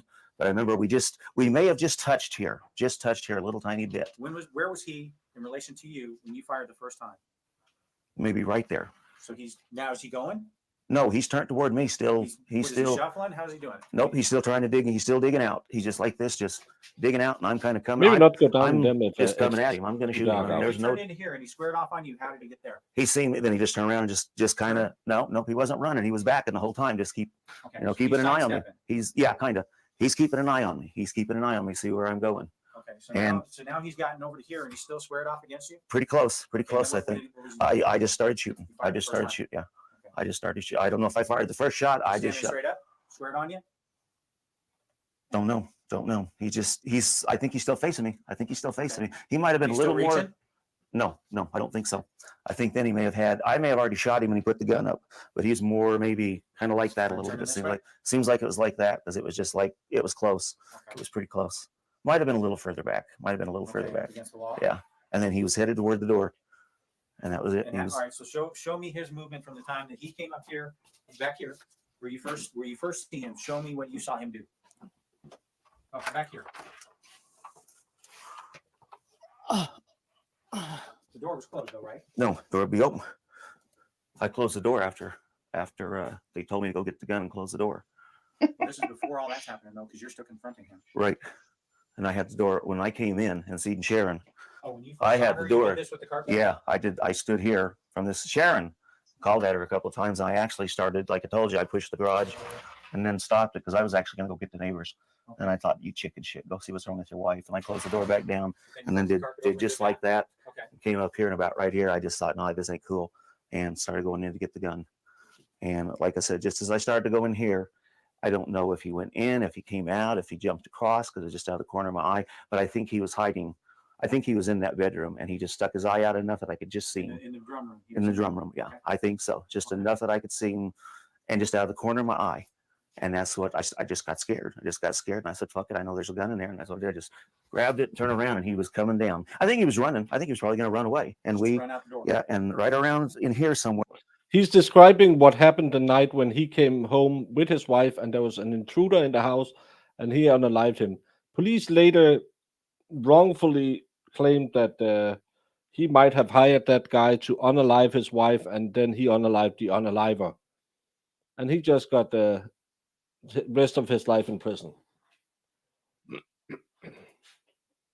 Where we actually kind of bumped into each other just for a split second. Okay, but if he's running towards that open door. Well, I don't know that he was how going does- toward the door as much as maybe he was coming toward me. Okay, so show me what you saw from the moment you could see him after you get the gun. I the almost moment ran you could into see him. I almost ran into Right, him. right. Okay, he's But- coming down here, and it's like he was looking to see if I was in there for sure.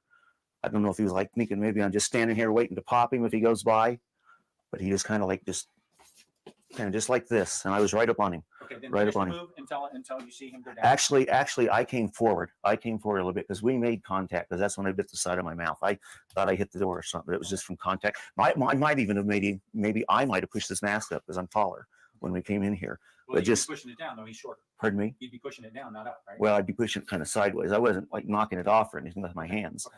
I think just body movement. All right, Tom. So And then if you I'm do- thinking maybe it clogged his do this vision. for me. You've gone into the room. You retrieved the gun. You're coming back out. Show me his movement from the time you see him until the time he goes down. No, Okay, I'm coming out about the same he time wasn't too, and about right here. convicted of we his hit. And of he's shooting coming. his wife. He's coming down just like this. That's the other guy. He was convicted of hiring him. Then what happens? With him, just his movement, not yours. Like kind of like that, and I was already shooting. Okay, so I was already shooting. when you first fire, he's right in this area. Yeah, Still facing you. probably, maybe a little more that way, maybe a little more this way. Okay. Because I kind of just Where do you think he hit? Oh, court cam just probably became blurry. maybe in the arm or the chest. Does that mean anything? Unfortunately, I didn't think I hit him because he just He kept kept going. Yeah. Okay, so after you fired the first time, does he stay squared off on you? No, or does no, he turn and go? no. He's going, Okay. and I'm shooting the whole time. Seems like maybe about right here, he actually gets turned Oh no, it's a away forehead. from me. Okay. So you fire the first time, and now he's stepping. Go ahead and repeat his movements for me, whatever you remember. Wherever we're doing something here, and I don't haven't know if seen I hit him. I don't know if that's when he got his gun I out. haven't if seen he anything just about said, the "Fuck it, verdict. I'm running." I don't know what the deal was. It seems like I But, shot him again, maybe corner like cam about right cam here, just and then he started turning like this toward the door. court cam I just shot. went, I may have emptied it down, blurry I and don't then know. How many went times do you back. think he fired before you got to the door? So as many times as that's I why I'm could. looking on this screen the entire time because I have it running over here. I think the gun holds 8, and it would have had one in the chamber. That's 9. It's 9, and I don't remember it staying open, so it had to be 8 or less. Okay. But So then what happens after he's now he's squared off against you. You fire the first round. I fired once or twice. I fired think it again. was just for him, and then because he I'm hired firing. the guy for the wife. He yeah, he is. By then I'm here, and he's down. He's down, falling or laying down. I don't How know. does he land? Face first?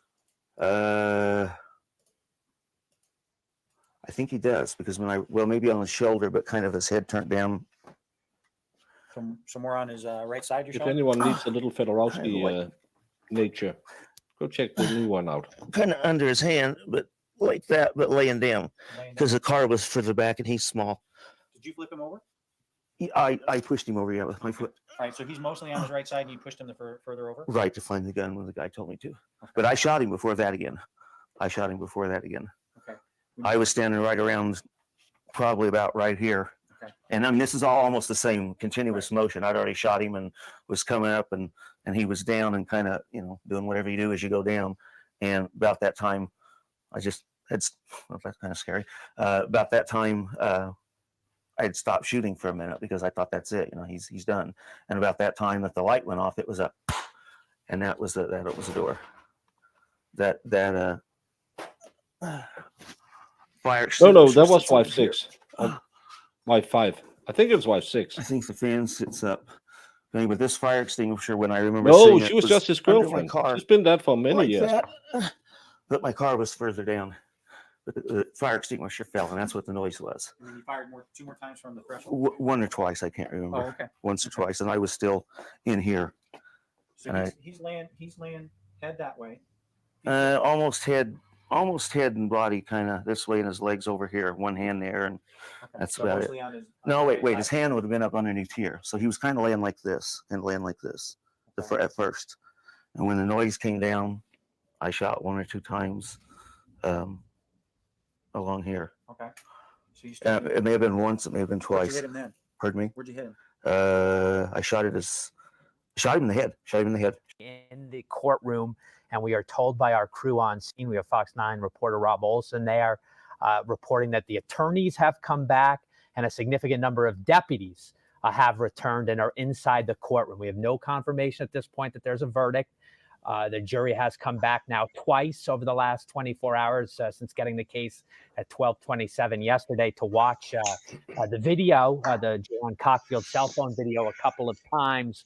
But Rob reporting this is a different level of activity, of movement. The lawyers going in, the deputies in the courtroom. At last check with Rob a couple minutes ago, he said the media and any public in the courtroom or at the courthouse today for any developments are not being allowed in. So something's happening inside the courtroom. We have rules on our camera feed in the way the court is allowing us to televise and broadcast this case to you. So we do have to keep this camera locked on the seal. We're not allowed to pan in and around the courtroom until the judge is in there. So unfortunately, we only have sort of what I would describe as half information at this point. No, I didn't. Certainly is activity in that courtroom at that courthouse in Hudson, Wisconsin. While we wait and take a look and just await official word from the court on what is going on, we have not gotten any. And I will point out that it's been we're coming close to 3 hours, more than 10 minutes since that activity started ratcheting up. We have no court confirmation at this point, but we will continue to watch that. And with that, we'll keep that camera angle up. I do have Marsh Hallberg, criminal defense attorney, Hallberg Criminal Defense, joining us to just offer as we sort of just wait. We're all just waiting on this. Well, I'm going to pull him off so they don't copyright strike me. But I won't go back to Thomas. We're just going to sit here and talk.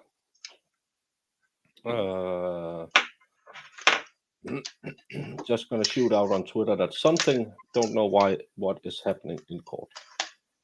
Maybe like they're having, I mean, maybe there's somebody in there that's like, oh, I'm not budging.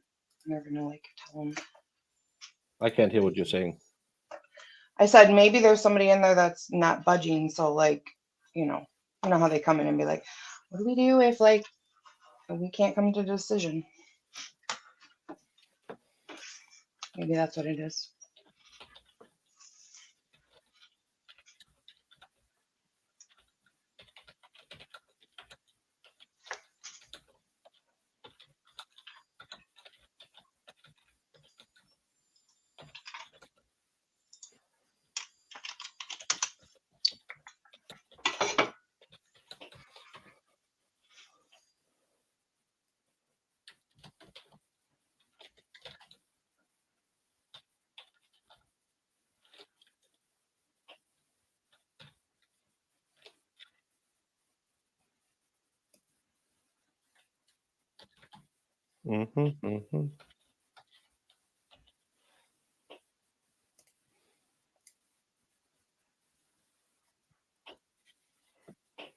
Well, yeah, right now they can come back with, it can be a question, it could be a verdict, or it can be we have reached an impasse. Then there will going to be read a text that says you have to go back and try to figure out what to do.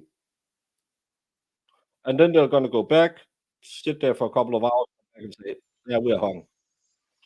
No, nothing anywhere. But there was heads moving in front of the camera. That's all I can say. And again, according to Fox 9, a lot of deputies in the room right now. That's weird. Don't believe Nick would have injured anyone if they didn't mob and assault him that day. Nope.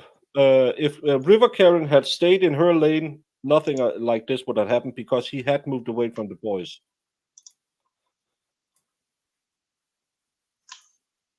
Cara 11 News has an awaiting stream. I have Fox 9 in the background.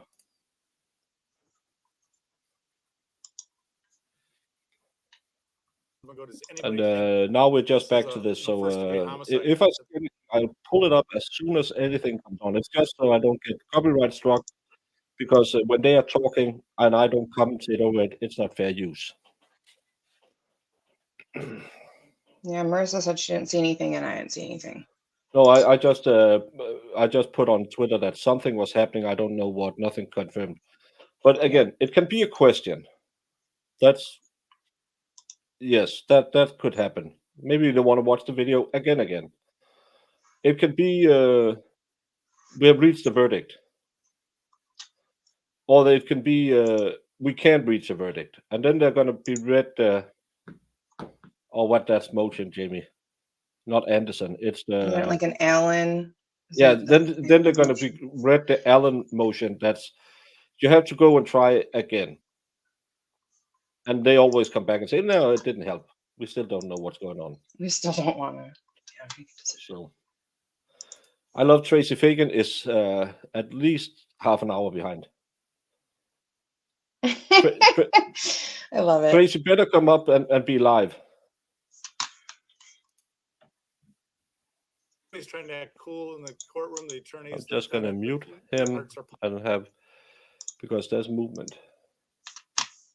And I find one where there's no talking heads on. Hopefully. I'll take a hung jury. I don't care. I mean, I'd prefer not guilty, but yeah, I'll take a not guilty. Yeah. We don't know what's going on. No, I can put that in the banner too because I can answer it. yeah, we don't know what's going on. There's just some movement. They're claiming like the lawyers came back and some deputies are in there, but they don't know what's going on yet. LNC is 49% not guilty, 13% hung.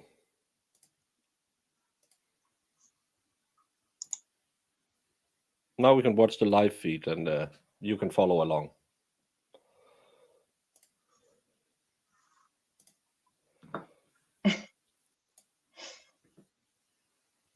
Yeah, if he's not released, yeah, then he'll just sit in prison if they still want to retry him. So, I know. Well, of course, the only acceptable answer for me is not guilty, but yeah, sadly, we've been doing this for too long. mm-hmm. But I mean, we had a couple. Well, have we though? We had like one that was a surprise. Oh, there is a verdict. I just got the alert. Okay. Everyone, go share on Twitter that we have a verdict. And they should come watch us because Jamie will do her interpretive dancing after. There it is. If one of the mods can share it on Discord as well, so people can come back and watch with us. Because a lot of people dropped off, probably to go watch the Daybell thing. Mm-hmm. Mm.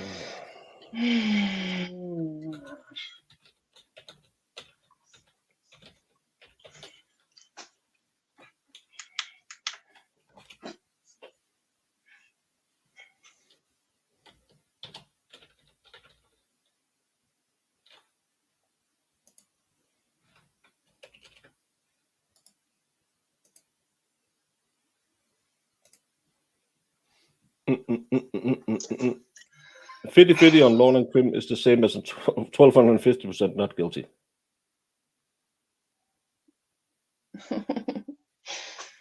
I hope they did the right thing. Please.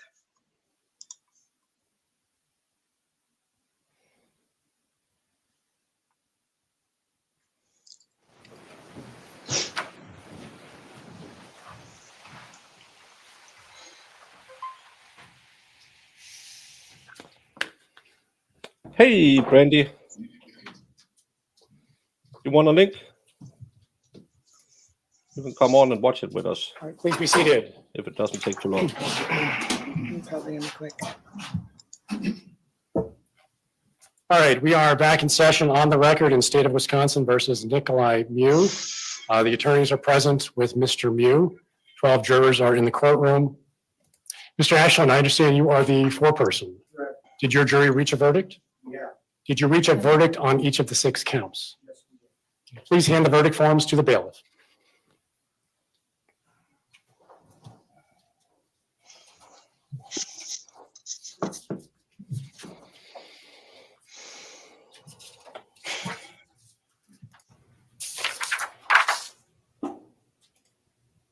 Never got to put my coal up.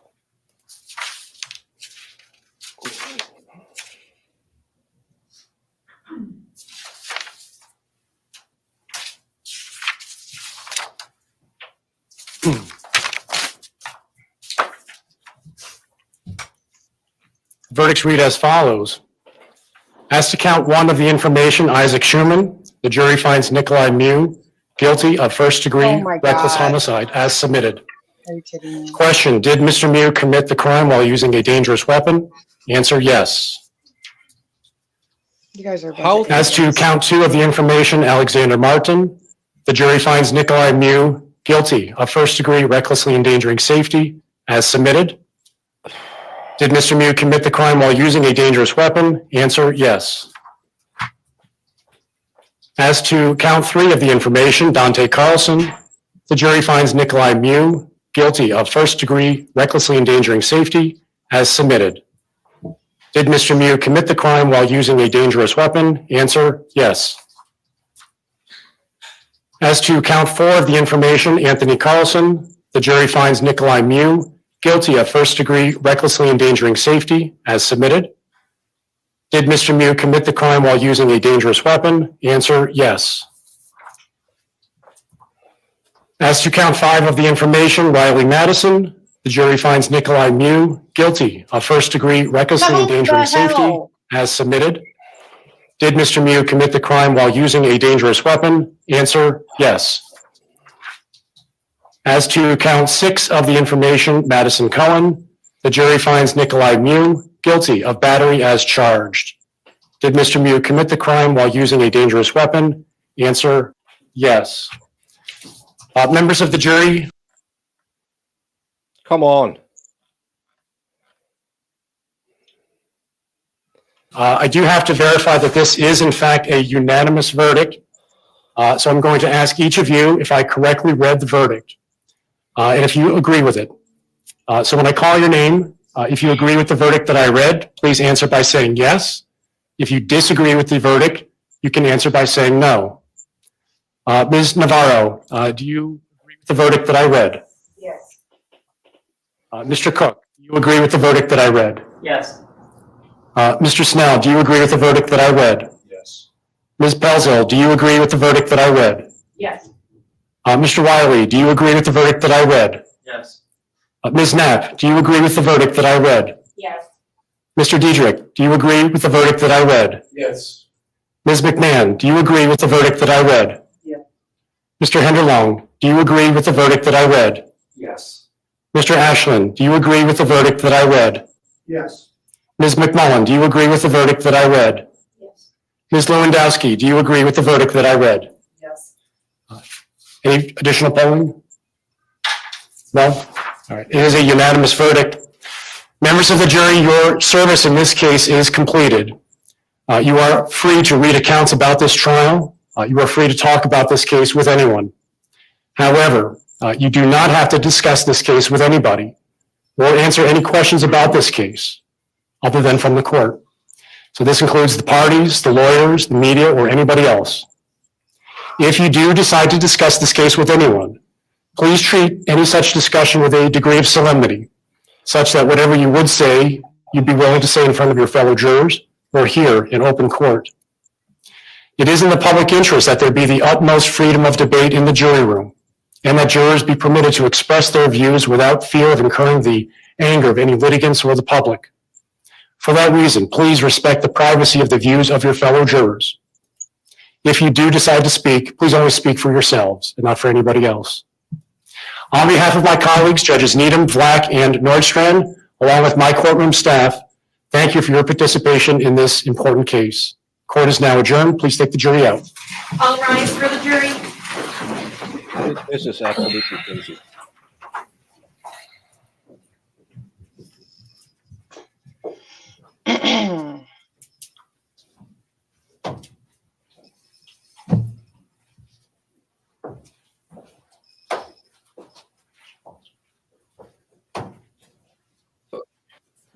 Please be seated. Based on the unanimous verdict, I will enter convictions on each of the 6 counts. Bail is revoked. Mr. Mew will be held in custody pending sentencing. My staff will contact the attorneys and will schedule the sentencing date. I will order a pre-sentence investigation report, but we can do the scheduling at a later time. Is there anything else, Mr. Anderson? No. Mr. Schroffesi? Way behind, Weiner. Sorry. Thank you, everyone. Court is adjourned.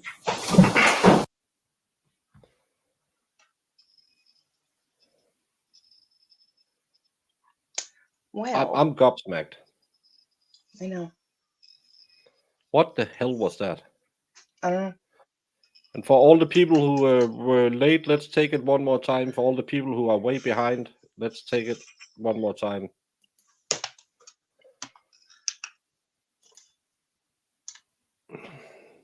This is absolutely horrendous. Mm-hmm.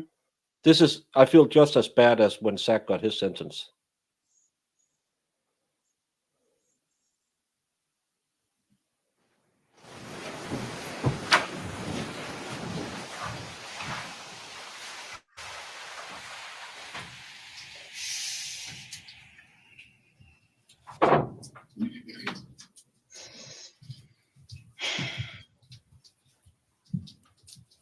All right, please be seated.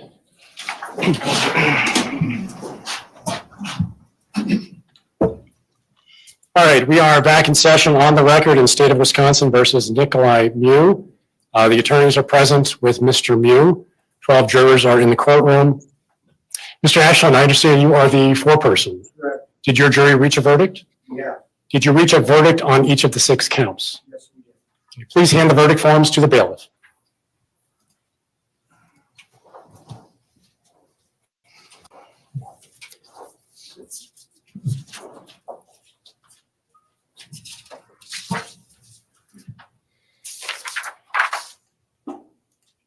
Hey, Brandy. Hello, how are you? Hey. I am doing absolutely fine. We're just rewatching it because if people came in late. But I don't know if you saw it. I watched the verdict when I saw that the verdict had come in, and I was getting ready to go live for day bail in a few minutes, so I wanted to watch it. I didn't get to watch much of this trial, though. I didn't get to see. I've seen some of the debates on, most. It seems like from what I'm seeing, most people think that the verdict isn't necessarily what they were expecting.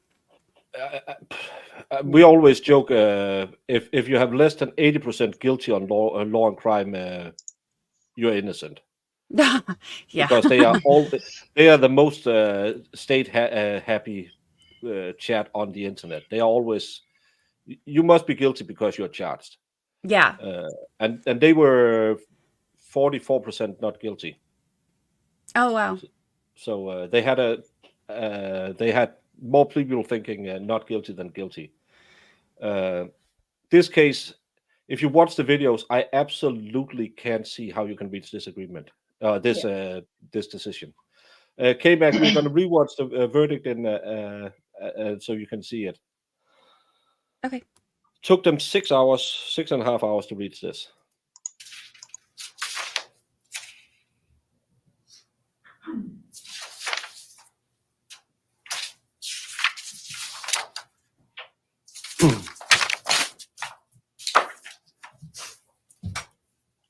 Verdicts read as follows. As to count 1 of the information, Isaac Schumann, the jury finds Nikolai Mew guilty of first-degree reckless homicide as submitted.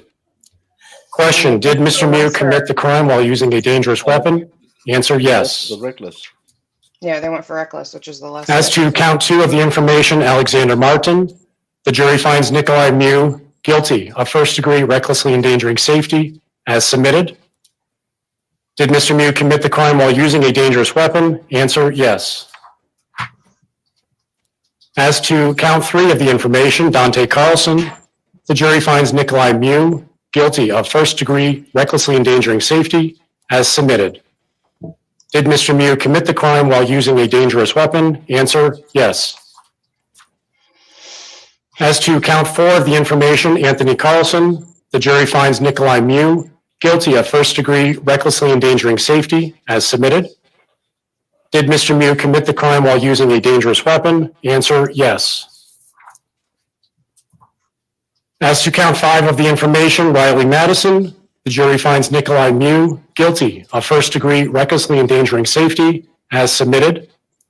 Did Mr. Mew commit the crime while using a dangerous weapon? Answer, yes.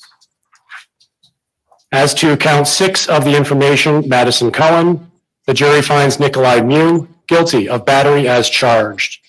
Did Mr. Mew commit the crime while using a dangerous weapon? Answer, yes. Members of the jury, I do have to verify that this... So, again, the the lesser lesser included was what got him convicted. I hate that. Yeah.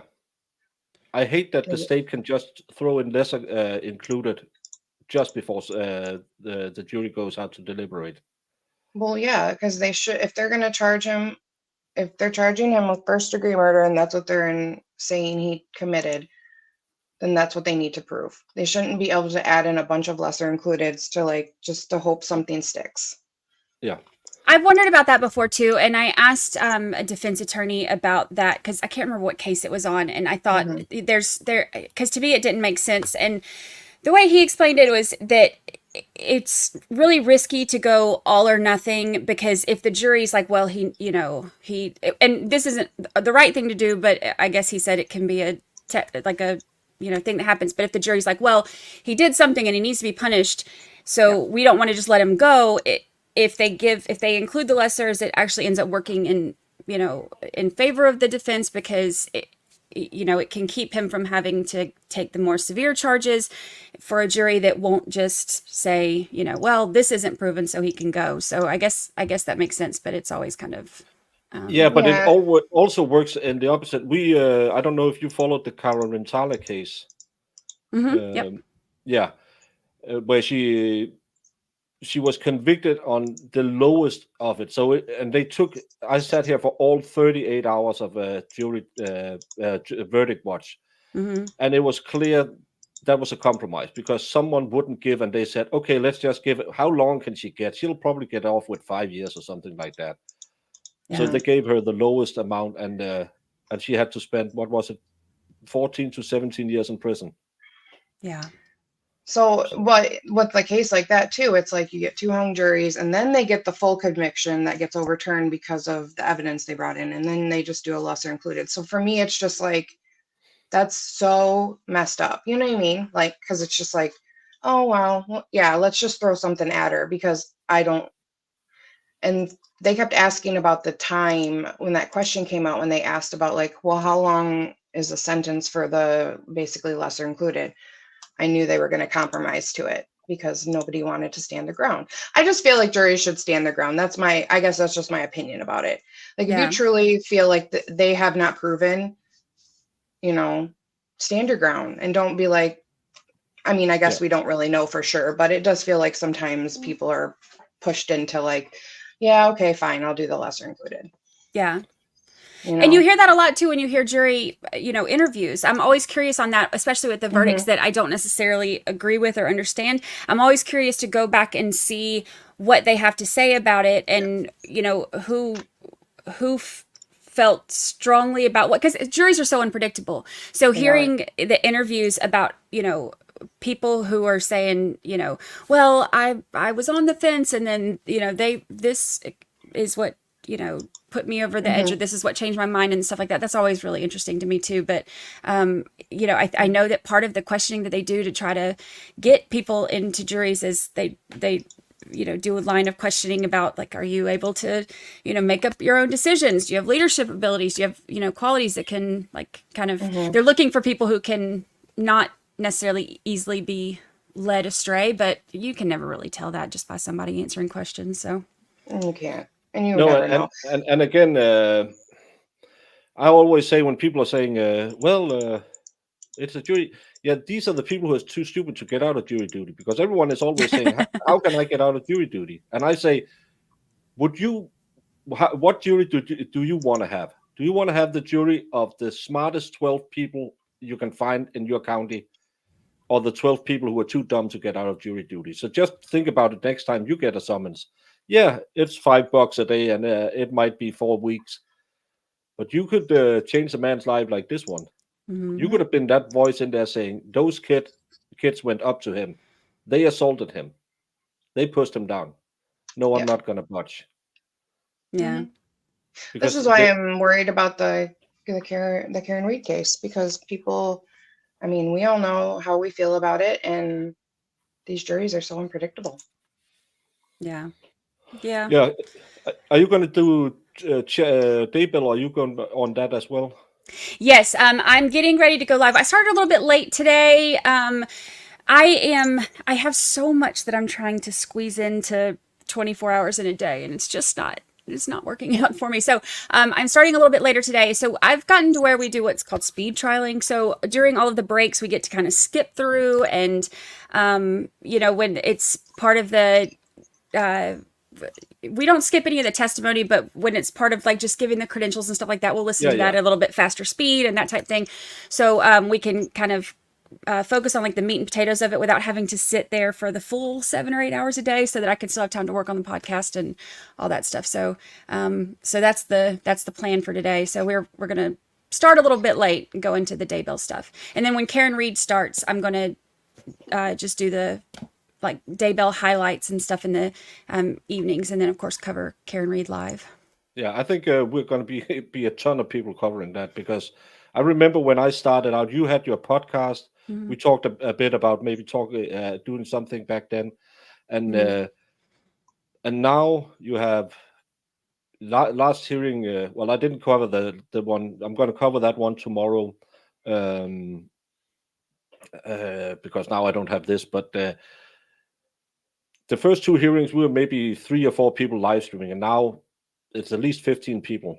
It's just Streisand effect, the F out of it. Yeah, and it's crazy too, because a lot of the people that are kind of coming into it now don't really. It's not one of those that you can like really jump in and know what's going on, because it's so complicated and there's so many aspects to it. So I have had a lot of people asking me if I can give them a Cliff's Notes version of, and I'm like, not really. No, there's so much involved in it, and so it's been crazy, but also it's so interesting, because we had a in between cases, and I thought, let's rewatch just to prepare ourselves for that was the previous hearing. So let's watch hearing 1 and 2 again, just to see. And that's the first time I caught that Lally said the car didn't hit him in his head. We never said that. Then where did the car hit him? What's your theory? Yeah, that's that part is going to be one of the most I think crucial parts of the testimony, because with the injuries that John sustained, and then the damage that's done to the car, and those two not seeming to line up by what we're all used to seeing when it comes to those types of injuries, or that type of impact from a car, we're used to seeing things that are totally different. So it doesn't seem to line up. It doesn't seem to make sense. And I know that, in the one hearing that Alan Jackson said that the feds said in their independent investigation that it's not consistent with each other. So I'll be really curious to see how they explain that. But I've always noticed that when I go back to listen to something again, like you just said, I will pick up on a lot of things that I missed those first few times. So when I'm doing the podcast too, I'll go back to try to get clips of things, and I'll catch things that I missed the first time. So it's wow. This is a hard one to just jump in on, though, because there is so much. I had one because I started fooling around with some AI art, and I tried to describe to AI what happened. This is what AI came up with. So and yeah, if they no injuries to his legs is just weird with the size of the bumper on Alexis. Right. And we actually watched. I don't know if you know the Lorianne Phillips case from Wisconsin. No, Michigan. I was told there I was think it's she was accused of unaliving her husband by driving over him. And we jumped on that because we had just watched a Karen Reed hearing and we were watching that eye drop killer, and it was so boring. So, Yeah. And it was much of the same kind of build up. They had been out drinking. They had gotten into a fight. She ran away to sleep at a hotel, and comes home the next day, find him, and he has the entire left side of his chest is crossed, broken ribs, front, side, and rear. Yeah. I think 2 liters of blood, half a gallon of blood in his chest cavity. Yeah. That's consistent with being struck by a car or being run over by a car. And as I say, when I see the evidence they have provided, again, I've been doing jury duty for the last 13 years, and I never seen anything involving a car with so little injury to a body. There should be broken bones, especially if the last theory about they went away from that again, the backing 24.6 miles per hour. There's no explanation when she hits him with the car, because the three-point turn that Mr. McCabe says happened. Yeah. They went away from that one. Then they had the Right. 24.6 miles per hour, because at 24.7 is when the car would make a signal. So they Yeah. had that one, didn't stick with that, and now it's just she hit him with the car. Yeah. So Yeah, and you know, that's something that's interesting too, is that the whole reconstructionist thing that they did. Well, first of all, it was very unclear because it said based on, you know, car data and other factors, but they didn't list what other factors, and it said that they opined. And I get that experts opine, that's what they do, that's part of it, and I get that. But when you're saying that you're giving an opinion based on this one specific thing and other factors, I think that those are two very vague things, and you can't have two very vague things when you're giving a very specific, you know, answer to something. You can have one vague factor, I think, but everything else needs to be. So the and other factors thing, I think, was really a big throw off. And then it took Twitter, you know, 10 minutes to debunk that. Like the 1225 thing, the car, you know, for Ryan Nagel, he was parked directly behind them at 12:25, and then there was the call that shows answered. There were steps that were recorded, so there were other factors, you know, just forensically that can disprove that. But the biggest thing too is Ryan Nagel was parked right behind her at that time, and there's no way to be parked directly behind somebody and not see them pull up 62 feet and then back 62 feet, hit somebody, knock them into the yard, and then pull off, or not even pull off because he pulled off before them. So that one was so easy to, you know, to debunk. I'm not sure, you know, what they're gonna. I don't know. and I tried to actually I built some Lego and tried to reenact it. Oh, really? And it just, because I'm very visual learning, and when you see it, you're just sitting, because Nagel was behind her and she moves up so he can pass her, and he sees her with 10 and 2 with the light on. That's a wife who said to her husband, my stomach is hurting, I want to go home.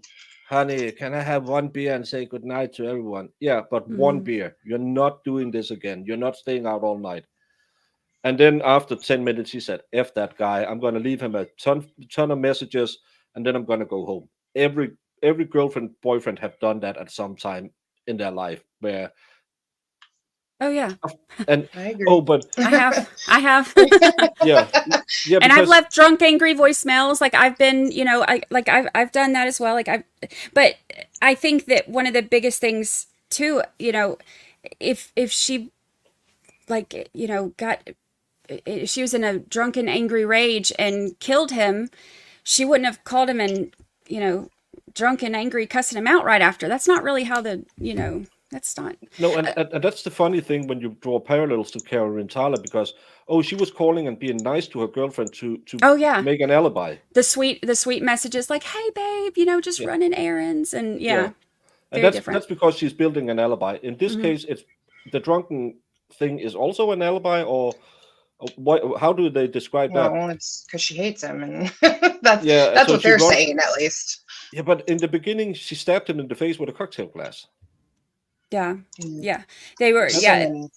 They believed that was the murder weapon, or however they worded it. Yeah. So it's. And I have never seen. Did the driver ever in the Nagel car? Was he ever interviewed?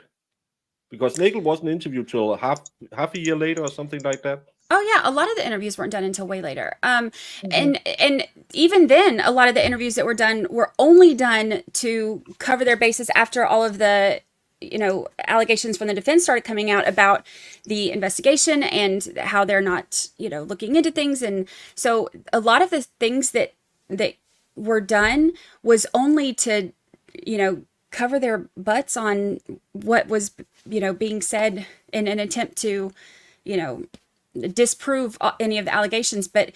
And even then, the things that were covered, I mean, if you look at the dates on the reports, they would interview somebody and then there were no notes, no recordings. It was just, this is what was said, and then they submit it. So we don't know if all of these stories are changing because of the witnesses changing the stories or because of the police, changing the stories and not getting things right. So it just makes everything really foggy. And I keep telling people, no matter what you think, if you think she's innocent or you think she's guilty, it doesn't matter. There's so much reasonable doubt that you can't convict on, with that much reasonable doubt. So no, and that's sadly what we see too much is juries are kind of like law and crimes chat. They believe you can't be charged if you're not guilty.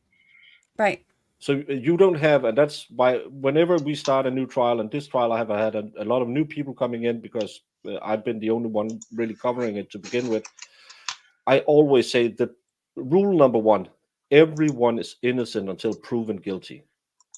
Yeah.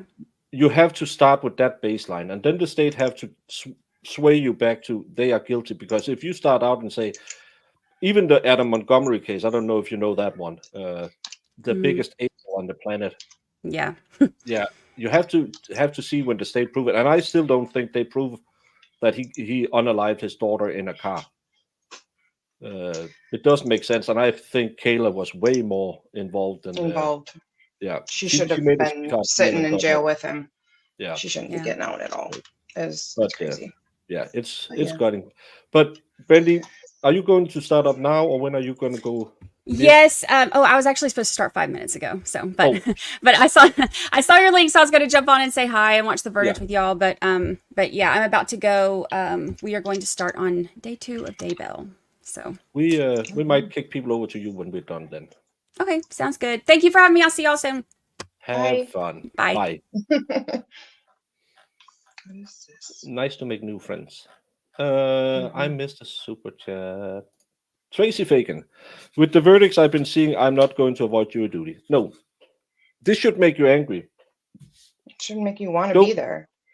Don't avoid jury duty. Don't say, what does it matter? I vote blue all the way or red all the way, so what does it matter who the DA is? As long as he is a Democrat, Republican. That's the most important, because I know we are good people. That was very disheartening. Yeah. But this is the kind of stuff, this is why, I don't know. I mean, I know everybody gets upset and they don't want to watch trials anymore because they think it's ridiculous, but it's good to talk about these things. I like talking about it. I like trying to open people's eyes. It's a very big passion of mine. Because I think we need to see this stuff. We need to see what's going on. Do you know what is a passion of mine? What? Logic. Yeah. I don't like that they can only watch the footage on the court TV from far away. Let these old people watch it up close as many times as they want. Yeah, could be a problem, but I thought he asked, can you see the monitor when he played the video this morning? So they might have a monitor closer to them as well that we can't see because, yeah. You might think so, but it's really isn't, Iris, because I feel like doing this for me, I've changed a lot of people's minds in my real life, like talking about these trials and really like telling them the evidence and showing them things, and then they're like, oh wow.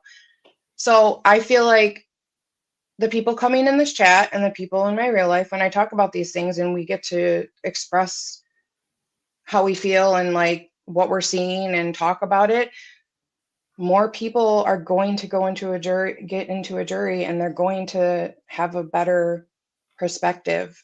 So I think it actually does a lot of good in the long run. That's just my opinion. Yeah, and someone asked for a press conference. I can't see any press conferences anywhere. It's I looked up the statute is first degree reckless homicide is up to 60 years. A more mitigated version of the offense is punishable by up to 40 years. So he's not going to see daylight again. So yeah. But this is why I mentioned that's why I think stuff like Karen Reed, we think it's so cut and dry, but you know, hopefully. See you later, Melanie. Thanks for watching. Yeah, the more you watch, and again, I was in a shop down in my town when I had to dress up as Jamie for Halloween. I was in one of those cheap jewelry stores to see if I can get some hoops, and I was talking to some girls, and what is it for? And I said, yeah, I'm doing some skit on YouTube. Oh, you have a YouTube. What are you doing? And I said, this. I said, oh, I watched this. I started watching during the JDAH case. I said, oh, that's funny. That's when I started too. And we started talking. And then they asked for my, not my number, but what my channel name was. And one of them checks in with me sometimes and says that they are watching now. And another one I can see is over on, I think it's Court TV's chat. Talk to her sometimes over there. The more people you can, if they're interested in this, and true crime is a big passion for a lot of people, make them watch it with commentary instead of sitting in Law and Crime or Court TV. Because I'm not saying I am right. I got it right this time. He will be convicted with lesser included. I got it right. Was it correct? No. But I'm Dr. G of juries now. But get people to discuss it with other people online. They don't have to. They don't have to sit here with us all 9 hours a day. But look how our chat has moved up and down on the guilty. And I love that people aren't all seeing the same thing.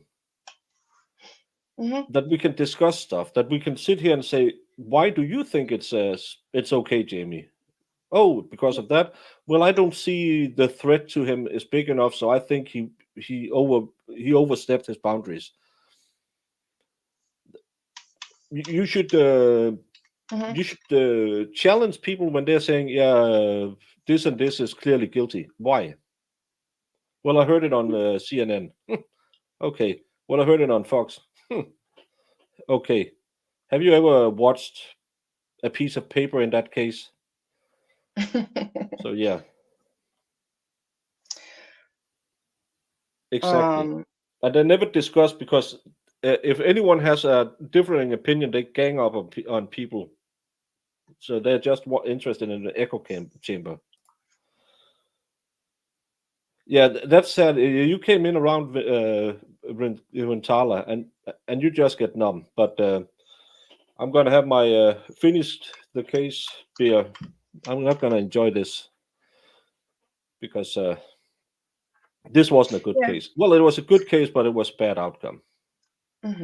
I mean, that's what a lot of it is. A lot of the people that I talk to in my real life, they'll say, well, the news said, and I'll be like, and then I'll say, well, this was the evidence in the trial. And then they'll be like, oh, really? And they're starting to change their mind and actually watch trials too. And if they're really interested in something, they'll go watch a trial. And then now they're talking to other people.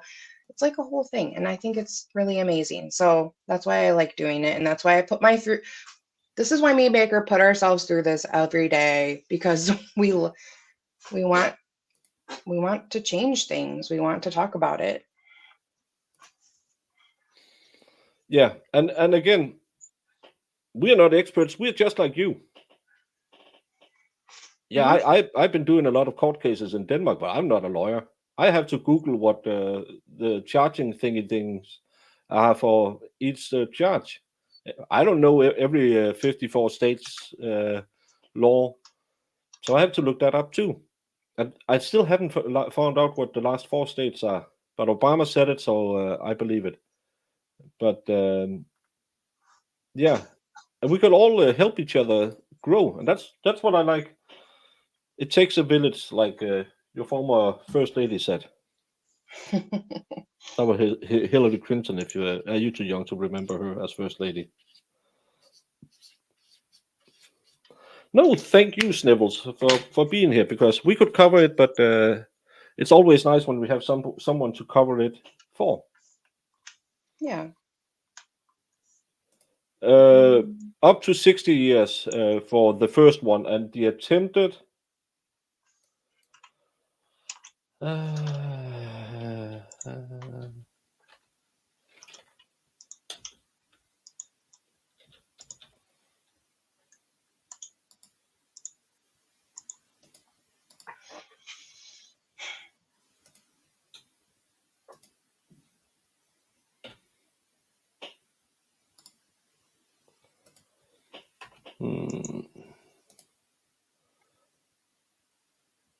We're looking up what it is.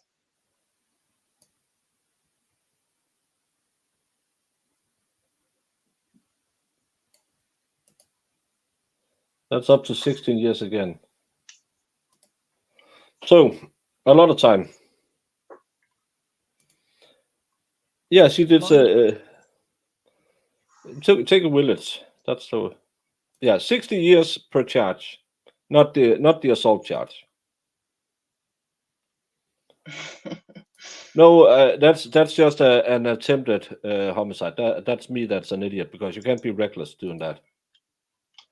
So yeah. Hate listening to talking heads that always the bits that are spicy, but they might. Oh, yeah, you hate listening to talking heads. They always take bits out that are spicy, but they don't take it. They don't put it in the right context. Exactly, and that's why we do gavel to gavel. Even though some days you're just sitting here thinking, "Could I please die now?" You need to do gavel to get all of the nuances in there, because the more I saw the video, the clearer it became to me that that he was not guilty. Yep. I have to say that's what I saw. But apparently I was wrong. I think self-defense, just in general, people find it really hard. I'm just noticing that, like, people really don't believe that you're allowed to defend yourself. Yeah, but we had the same thinking when we were done with the big guy in Massachusetts. We did. Maybe we are just yeah. Maybe we're the ones that are wrong. I don't know. Yeah. But I don't think so. I appreciate your chat community, Baker. Watching this trial with you has been good, with the exception of the verdict. I have a great community because if anyone starts ganging up on people, I will yell at them. So yeah. But let's do the end of case beer. And Brandon, if you're still here, cheers.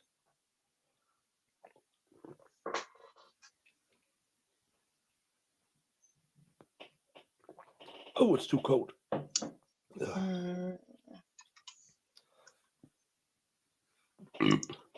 Sorry. Jeez. I learned that from Mr. Randolph. Yeah, you did. But Jamie, tomorrow, Karen Reed. Yep. You want to join me for that? Nah. Okay, I'll do it alone. I'm think I'm flying done. solo tomorrow. Like Maverick after he killed Goose. The rest of you, go out there, have a great day, even though it's not a good start to a great day. But enjoy life, enjoy your family, and enjoy you're not the guys or girls who has to sit in front of that stupid jury. And we'll be back. I think it's 9 Eastern tomorrow. I'll have to find out. But hasta la taco to all of you. It's the big one tomorrow, right? Yeah, it's all the Motions. motions. Yeah. Well. Yeah. So that's gonna be this for us today, and have a day, people, as Binosaur says.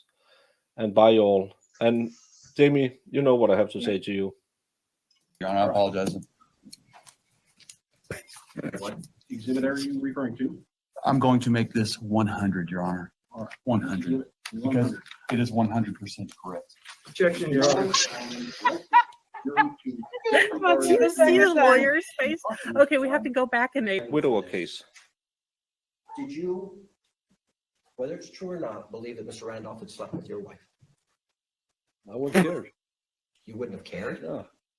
Did you believe he had slept with your wife? No. Did you believe he slept with your mother-in-law? Probably did. Everybody has. Wait a minute, I need this story time. Everybody has. Everybody has. Everyone has slept with his mother. If I showed you. Oh my God. I'm having a Jamie moment. And the way he just said it, he was just like, everyone had. Things on YouTube. Mr. Randolph, do you? I got that against the man. You don't know. Called him chicken shit. That's right, he was chicken shit.